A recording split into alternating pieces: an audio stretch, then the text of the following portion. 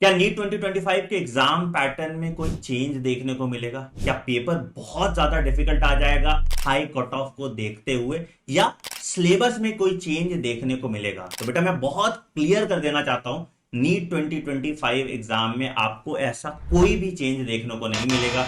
जैसे क्वेश्चंस आपने 2024 में देखे, जो सिलेबस आपने 2024 में फॉलो किया, वही सिलेबस आपको 2025 में भी फॉलो करना है। कुछ चीजों का बस आपको ध्यान रखना है। पहला, कि पेपर एनसीईआरटी से ही आएगा।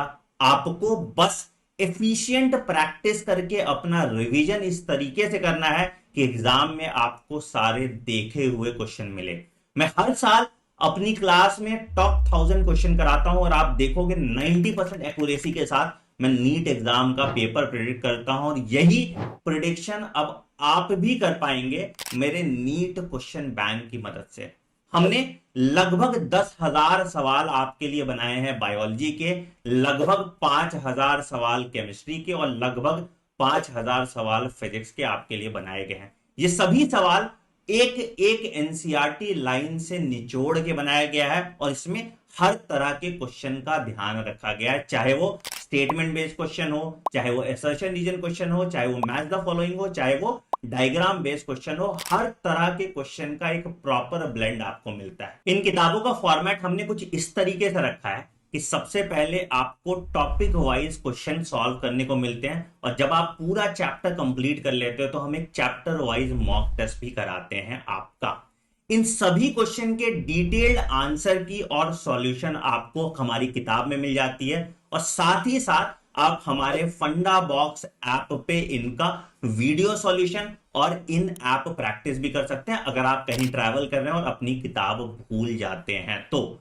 इन किताबों के साथ आप अगर हमारा पीवाईक्यू और एग्जाम्पलर का कॉम्बो भी परचेज कर लेते हैं तो आपकी पूरी प्रैक्टिस की जिम्मेदारी हमारी हो जाती है। मतलब आपने चैप्टर वाइज टेस्ट दिया, आपने टॉपिक वाइज क्वेश्चन किए, आपने पीवाईक्यू किया, आपने एग्जाम्पलर किया, और इसके बाद आप नीट एग्जाम देने जाएंगे तो सारे क्वेश्चन आपको देखे हुए मिलेंगे। ये एफिशिएंट क्वेश्चन सीरीज हमने आपके लिए बनाई है ताकि आपका टाइम वेस्ट ना हो इररिलेवेंट सवाल करने में, और एग्जैक्टली जहां से पेपर बन सकता है उन सभी टॉपिक को कवर करके एक कैप्सूल के फॉर्म में एक प्रैक्टिस क्वेश्चन सेट आपके लिए बनाया गया है। तो फटाफट नीचे दिए गए लिंक पे क्लिक कीजिए और आज ही इस बुक की मदद से अपनी नीट 2025 की जर्नी में चार चांद लगा दीजिए। All the best. Hello everybody, तो welcome to discussion of questions from your chapter plant growth and development. जैसा कि आप जानते हो कि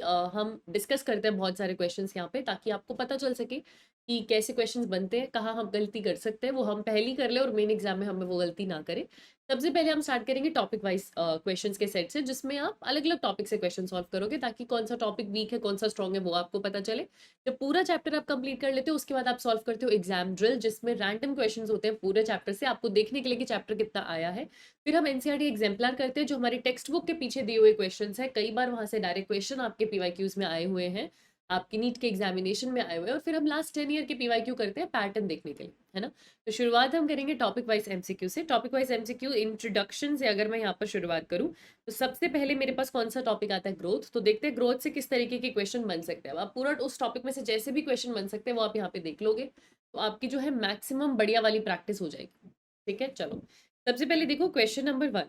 अगर मैं सेल्यूलर लेवल पे बात करूं तो ग्रोथ को आप कैसे बोलेंगे।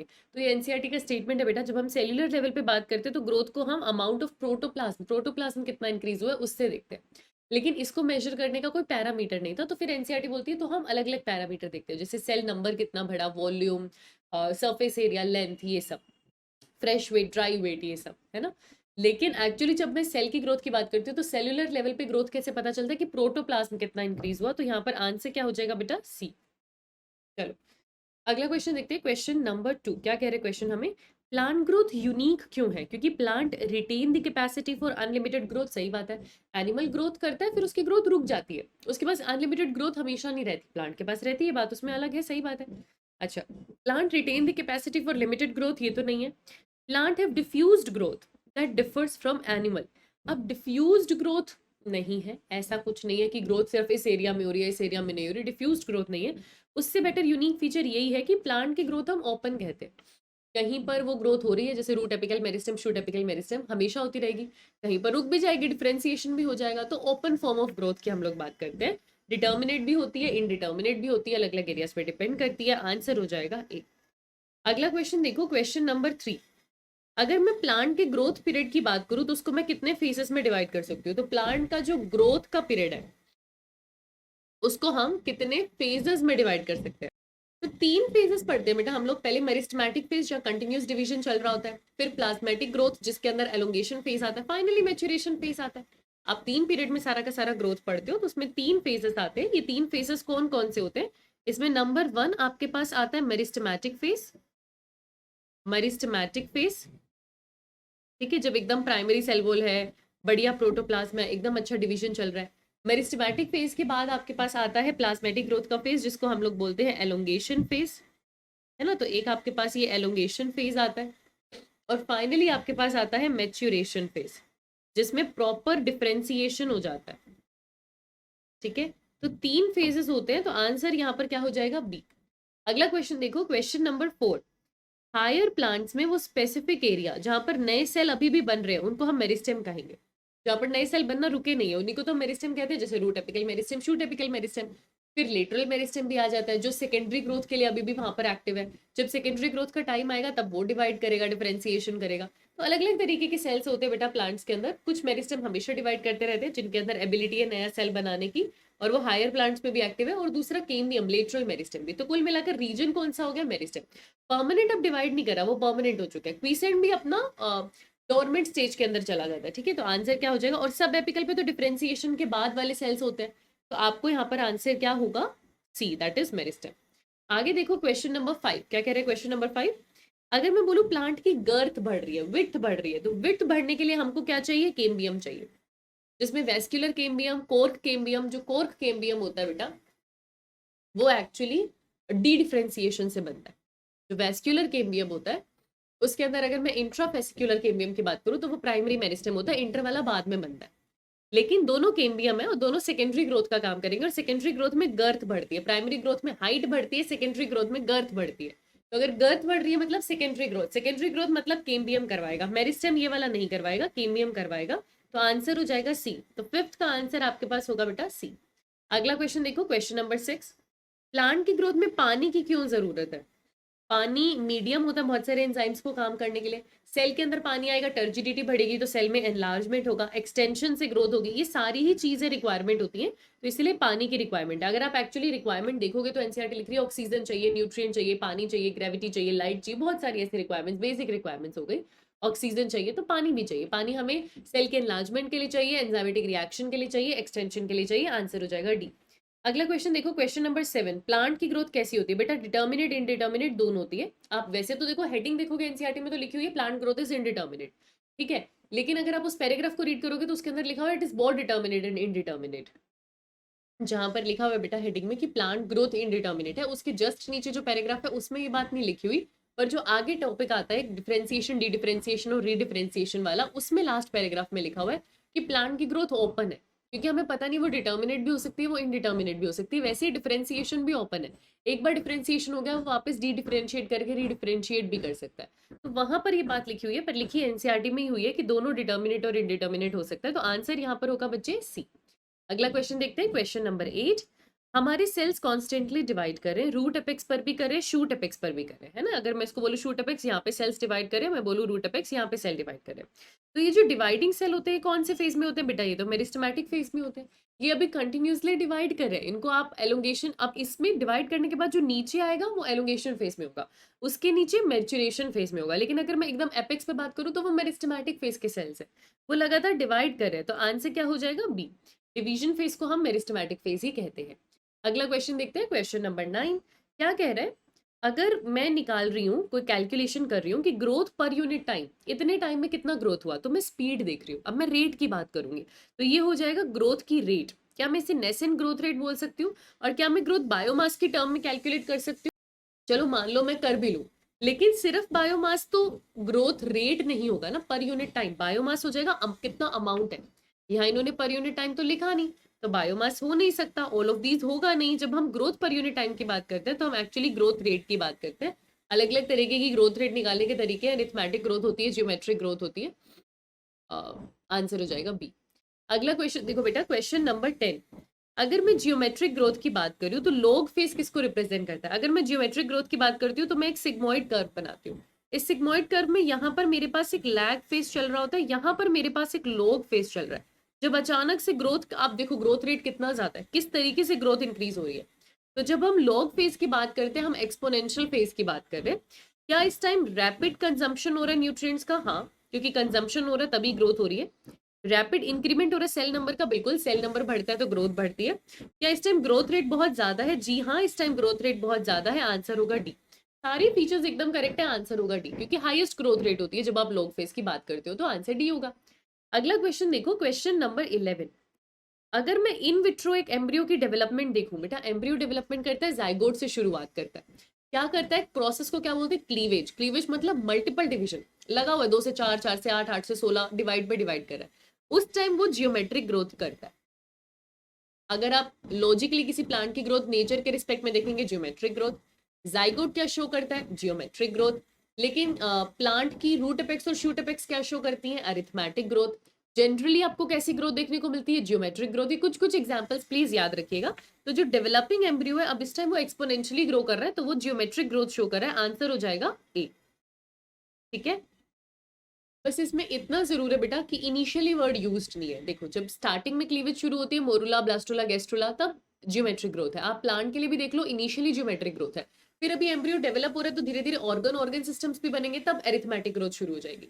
जब क्लीवेज चल रहा है ना, जब तक डिफरेंशिएशन नहीं हो रहा प्रॉपरली, तब तक जियोमेट्रिक ग्रोथ होती है, उसके बाद अरिथमेटिक हो जाती है। अब डेवलपिंग एम्ब्रियोज में ना एक्चुअली ये वर्ड इनिशियली इनको लिखना चाहिए कि स्टार्टिंग में जब एक बार क्लीवेज चल रहा है तब मेजरली जियोमेट्रिक ग्रोथ होती है। ठीक है, अब क्या मुझे यहाँ पर एक ऑप्शन दिख रहा है, geometric and arithmetic growth both, और इनिशियली इन्होंने लिखा नहीं, तो टेक्निकली उस हिसाब से यहाँ पर एक ऑप्शन है जो ज्यादा करेक्ट साबित हो जाएगा, दैट इज सी। अब ऐसा क्यों? इनिशियली मुझे पता है कि एक बार बस क्लीवेज चल रही है तब जियोमेट्रिक ग्रोथ होती है, लेकिन जब ऑर्गन डेवलप होना, ऑर्गन सिस्टम डेवलप होना शुरू हो जाएगा, तब जो सेल का नंबर बढ़ रहा होगा वो अरिथमेटिक रेट से बढ़ रहा होगा। एक डिवाइड कर रहा होगा, एक डिफरेंशिएट कर रहा होगा, तो जाकर ऑर्गन ऑर्गन सिस्टम बन रहे होंगे, है ना। वो प्रॉपर स्टेज एम्ब्रियो की डेवलपमेंट की स्टेजेस होती हैं, चाहे मैं ऑर्गेनोजेनेसिस में चली जाऊं, तब तो एरिथमेटिक ग्रोथ होती है। बस इनिशियली जियोमेट्रिक ग्रोथ होती है। यहाँ इनिशियली स्पेसिफाई उन्होंने किया नहीं, तो मुझे जियोमेट्रिक और एरिथमेटिक ग्रोथ दोनों देखने को मिल जाएंगी। तो फिर I think the more better answer would be C. और अगर आप एनसीईआरटी में इमेज देखेंगे ना, जहाँ पे अरिथमेटिक और जियोमेट्रिक ग्रोथ लिखा हुआ है, वहां पर सी ऑप्शन में उस डायग्राम में के नीचे जो डिस्क्रिप्शन होता है उसमें ऐसा लिखा हुआ है कि the developing stages of embryo shows both arithmetic and geometric growth. तो I think according to NCERT भी ज्यादा करेक्ट आंसर सी हो जाएगा। बस इतना जरूर याद रखना कि अगर कहीं क्वेश्चन में सिर्फ इनिशियली वर्ड लिखा हो तब जियोमेट्रिक ग्रोथ आंसर हो, बस इतना याद रखना। ठीक है, अगला क्वेश्चन देखते हैं, क्वेश्चन नंबर 12। यहाँ पर आपको दोनों एनसीईआरटी के डायग्राम दे दिए, ए और बी आपके सामने। ए देखो बेटा, सेल 2 से 4, 4 से 8, मतलब दोनों सेल डिवाइड कर रहे हैं। यहाँ एक सेल डिफरेंशिएट हो रहा है, दूसरा डिवाइड कर रहा है। तो एक सेल डिफरेंशिएट कर रहा है, दूसरा डिवाइड कर रहा है। एक सेल डिफरेंशिएट कर रहा है, दूसरा डिवाइड कर रहा है। हर बार दो डॉटर सेल में से कोई एक डिफरेंशिएट कर जाता है। ये अरिथमेटिक ग्रोथ है बच्चे, ये जियोमेट्रिक ग्रोथ है। तो ए आपके पास जियोमेट्रिक ग्रोथ है जो लगातार ग्रो कर रही है, हर सेल डिवाइड कर रहा है, और बी आपके पास अरिथमेटिक ग्रोथ है जहां हर सेल डिवाइड नहीं कर रहा, एक डॉटर सेल डिफरेंशिएट कर जा रही है। तो 12th का आंसर आपके पास होगा बी, सॉरी 12th का आंसर आपके पास होगा सी। अगला क्वेश्चन देखते हैं, क्वेश्चन नंबर 13। ये आपको बेटा एक सिग्मोइड कर्व दिया हुआ है। सिग्मोइड कर्व किसको शो करता है? सिग्मोइड कर्व जियोमेट्रिक ग्रोथ को शो करता है। आपको ए बी सी यहाँ पर देखना है, रिस्पेक्टिवली रिप्रेजेंट। अच्छा, तो ए सबसे पहले मेरे पास क्या है? स्टेशनरी फेस है। क्या ए एक्सपोनेंशियल फेस है? नहीं, सी है ना एक्सपोनेंशियल फेस, तो इसको हम लोग एक्सपोनेंशियल या फिर लॉग फेस कहेंगे। ठीक है, ए तो मेरे पास स्टेडी फेस है या स्टेशनरी फेस है। ए मेरे पास लैग फेस भी नहीं है, क्योंकि लैग फेस तो वैसे ये वाला होता है जब तक आप स्टार्ट नहीं करिए अपने डेवलपमेंट, तो मैं इसको लैग फेज लिख दूंगी यहाँ पे। ठीक है, तो ये आंसर भी नहीं है, ये भी नहीं है, क्योंकि क्वेश्चन ने रिस्पेक्टिवली बोला है, तो अपने आप आपको समझना है, पहले ए फिर बी फिर सी की बात कर रहे हैं। तो ए मेरे पास क्या है? स्टेडी स्टेट है, स्टेडी स्टेट है। बी मेरे पास क्या है? लैग फेस है। और सी मेरे पास क्या है? एक्सपोनेंशियल फेस है, जिसको लॉग फेस भी कहते हैं। तो आंसर मेरे पास क्या हो जाएगा? बी। तो 13th का आंसर बेटा हमारे पास क्या है? बी। अगला क्वेश्चन देखते हैं, क्वेश्चन नंबर 14। क्या कह रहा है हमको? Exponential growth can't be sustained for much time due to. जब हम इस तरीके से जे शेप्ड कर्व की बात करते हैं, हमें पता है कि एक्सपोनेंशियल ग्रोथ है ये, है ना। अब वो बहुत टाइम सर्वाइव नहीं कर पाएगी, उसमें सीधा ऐसे डिप आता है बेटा, एकदम क्रैश फेज बोलते हैं, क्योंकि पूरी की पूरी पॉपुलेशन क्रैश करती है। क्यों क्रैश करेगी? वो थोड़े टाइम में वो जितना रिप्रोड्यूस कर पाएगी वो कर लेगी, लेकिन उसके बाद स्पेस की लिमिटेशन है, न्यूट्रिएंट की लिमिटेशन है, सब कुछ उसको जब तक अनलिमिटेड मिल रहा था तब तक तो वो कर गई ना ग्रो। लेकिन जैसे आप बोलोगे कि नहीं अब चीज़ें अनफेवरेबल हो रही है, उसके लिए लिमिटेड हो रही हैं, तो ऑफकोर्स वो क्रैश करेगी। तो लिमिटेड न्यूट्रिएंट और स्पेस की वजह से ऐसा होता है, अनलिमिटेड की वजह से नहीं, ना ही अक्यूमुलेशन की वजह से। आंसर हो जाएगा 1 and 2, दैट इज। मेरे पास कुछ स्टेटमेंट्स है। पहला स्टेटमेंट कह रहा है ऑक्सीजन जो है वो मेटाबॉलिक एनर्जी रिलीज करने में मदद करता है, क्योंकि ऑक्सीजन की प्रेजेंस में आप एटीपी बनाते हो और वो ग्रोथ के लिए चाहिए। सही बात है, इसलिए मुझे ऑक्सीजन भी चाहिए। न्यूट्रिएंट्स चाहिए प्लांट को ताकि वो प्रोटोप्लाज्म बनाए, क्योंकि प्रोटोप्लाज्म बनाना एक तरीके का ग्रोथ होता है, और न्यूट्रिएंट चाहिए प्रोटोप्लाज्म बनाने के लिए, इसमें कोई जो है दो राय नहीं है, बात बिल्कुल ठीक है। जैसे ही टेम्परेचर चेंज होगा, it could be detrimental for the survival of an organism. जिस टेम्परेचर में वो ऑर्गेनिज्म रहता है, आप उसका टेम्परेचर बदल दो तो हो सकता है उसको सर्वाइव करने में दिक्कत हो। सही बात है। लाइट और gravity don't affect stages of growth. बेटा लाइट भी करती है, ग्रेविटी भी करती है, दोनों चीजें ग्रोथ को अफेक्ट करती है। फोटोट्रोपिज्म भी है, जियोट्रोपिज्म भी है, तो ये तो गलत हो जाएगा। तो इन स्टेटमेंट में से कौन कौन सी स्टेटमेंट करेक्ट है बेटा? 1 2 3 करेक्ट है, तो आंसर हो जाएगा बी। 15th का आंसर होगा बी। अगला क्वेश्चन देखिए, क्वेश्चन नंबर 16। ये तो सिंपल था। इसके साथ आप एंट्री ले रहे हैं अगले टॉपिक में, that is differentiation, D differentiation, रीडिफरेंशिएशन। 2-3 paragraph का टॉपिक है, बट बहुत इंटरेस्टिंग है। अगर मैं डेवलपमेंट की बात करूं तो उसमें डिफरेंशिएशन होगा, रीडिफरेंशिएशन होगा, डी डिफरेंशिएशन होगा। अच्छा, आपको डेवलपमेंट में क्या क्या आ रहा है आपसे ये पूछा जा रहा है, तो बेटा डेवलपमेंट में तो ग्रोथ प्लस डिफरेंशिएशन होता है, पहली बात। और डिफरेंशिएशन में सारे तरीके की डिफरेंशिएशन आ सकते हैं, क्योंकि रीडिफरेंशिएशन करके डी डिफरेंशिएशन करके रीडिफरेंशिएशन करना ये भी एक तरीके की ग्रोथ है। और डेवलपमेंट में ग्रोथ और डिफरेंशिएशन दोनों है, तो आंसर डी होगा, क्योंकि हम तीनों के बारे में ही पढ़ते हैं, ऑफकोर्स, तो आंसर हो जाएगा डी। अगला क्वेश्चन देखो, क्वेश्चन नंबर 17। आपको सेल्स किसी केम्बियम से मिले, ठीक है। Root apical and shoot apical meristem differentiate and mature to perform a specific function, this act is called differentiation. चाहे वो केम्बियम के सेल थे जो डिवाइड कर सकते थे, या मेरिस्टेम के सेल थे, डिवाइड करके जो सेल बना अब वो डिफरेंशिएट हो चुका है, इसको आप क्या बोलोगे? उसका डिफरेंशिएशन हो गया। अब वो फिक्स्ड फंक्शन कर रहा है, उसका फिक्स्ड रोल है इस दुनिया में, फिक्स्ड काम है इस दुनिया में, मतलब वो डिफरेंशिएट हो चुका है, वो डिवाइड नहीं करेगा। तो 17th का आंसर हो जाएगा ए। जो कभी कभी हो सकता है डी डिफरेंशिएशन कर ले, कुछ सेल्स डी डिफरेंशिएशन कर लेते हैं, है ना, जहां से आपका कोर केम्बियम भी बनता है। आगे देखो, क्वेश्चन नंबर 18। आपको इनमें से डिफरेंशिएशन का एग्जाम्पल देना है। जैसे ट्रैकिड्स की वॉल में लिग्नोसेल्यूलोज की थिकनिंग हो रही है, ये डिफरेंशिएशन है, क्योंकि उसको पता है कि उसको वाटर का ट्रांसपोर्टेशन करवाना है, तो वो अपने ऊपर लिग्निन का डिपोजिशन कर रहा है, क्योंकि उसको परमेबिलिटी नहीं देनी है पानी की, तो ये डिफरेंशिएशन है, बिल्कुल है, ठीक है। सीव ट्यूब के एलिमेंट्स में से न्यूक्लियस का हट जाना, वैक्यूल का आना और उसकी एंड वॉल में परफोरेशन होना, क्योंकि उसको पता है उसको खाने की मूवमेंट करवानी है, उसको फूड की मूवमेंट करवानी है अपने में से, higher osmotic pressure to lower osmotic pressure पे, उसको हायर टर्गर प्रेशर से लोअर टर्गर प्रेशर पे उसको मूवमेंट करवानी है। तो अगर पोर्स होगा दोनों एलिमेंट्स के बीच में, तभी तो मूवमेंट होगा। फूड स्टोर करने के लिए वैक्यूल होना चाहिए, न्यूक्लियस कंपेनियन सेल दे देगा। तो अगेन वो सारे अपने आप को डिफरेंशिएट कर रहे हैं अपने फ्यूचर के अकॉर्डिंग, जो काम उसको करना है। ये भी डिफरेंशिएशन है, ये भी डिफरेंशिएशन है। स्क्लेरेनकाइमा के फाइबर्स का एलोंगेशन होना, थिकन होना और अंदर से एम्प्टी होना। प्रोटोप्लाज्म नहीं होता, अंदर से खाली होता है, डेड होता है, पिट्स होती हैं, लिग्निन का डिपोजिशन होता है, ये सब वो मैच्योर स्क्लेरेनकाइमा बना रहा है अपने आप को। तो सारे ही फीचर्स ठीक है। 18th का आंसर हो जाएगा डी। 18th का आंसर हो जाएगा डी। अगला क्वेश्चन देखिए, क्वेश्चन नंबर 19।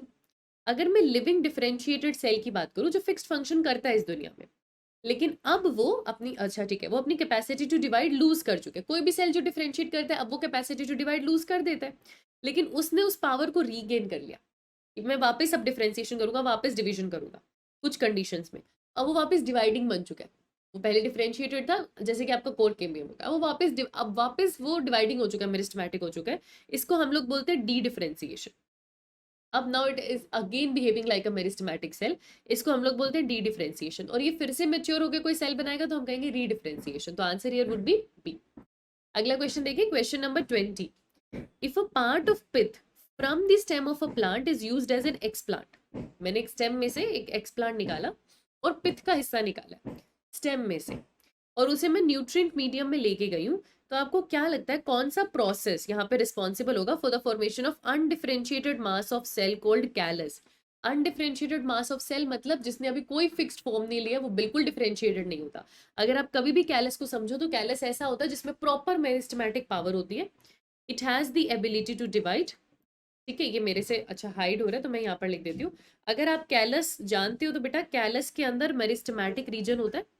कैलस अनडिफरेंशिएटेड है, एक्चुअली डिवाइड कर रहा है, और आपने जो भी हिस्सा लिया वो टोटीपोटेंट होना चाहिए। आप जब भी कोई एक्सप्लांट लेते हो वो टोटीपोटेंट है, मतलब वो मल्टीपल टाइम डिवाइड कर रहा है और वो कोई भी नया सेल बनाने में सक्षम है। प्लांट का कोई भी नया सेल बना सकता है, वो डिफरेंशिएट कर सकता है, खुद डिफरेंशिएटेड नहीं है।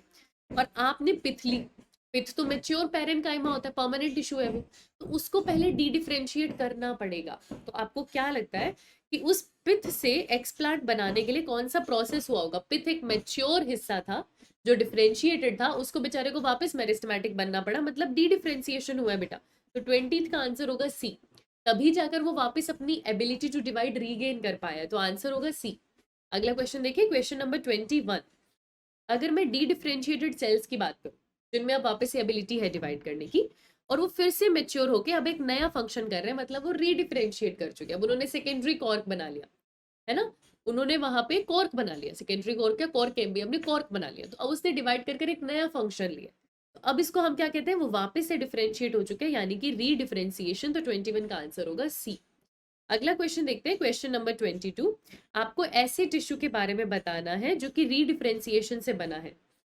सेकेंडरी जाइलम, सेकेंडरी फ्लोयम, ये रीडिफरेंशिएशन से बनता है।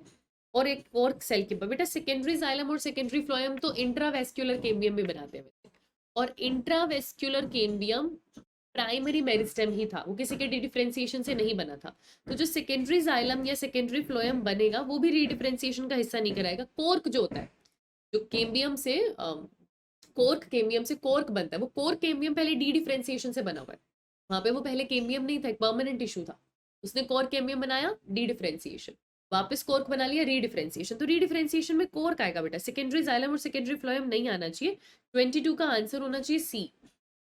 लेकिन अगर मैं जो मेड्यूलरी रेस है, फॉर एग्जाम्पल मैं डाइकोट की स्टेम की बात करूं, तो डाइकोट की स्टेम में कॉन्जॉइंट होता है आपके पास वेस्क्यूलर बंडल ऐसे, है ना, कॉन्जॉइंट और रिंग में अटैच्ड ऐसे वेस्क्यूलर बंडल होता है आपके पास डाइकोट की स्टेम की अगर मैं बात करूं।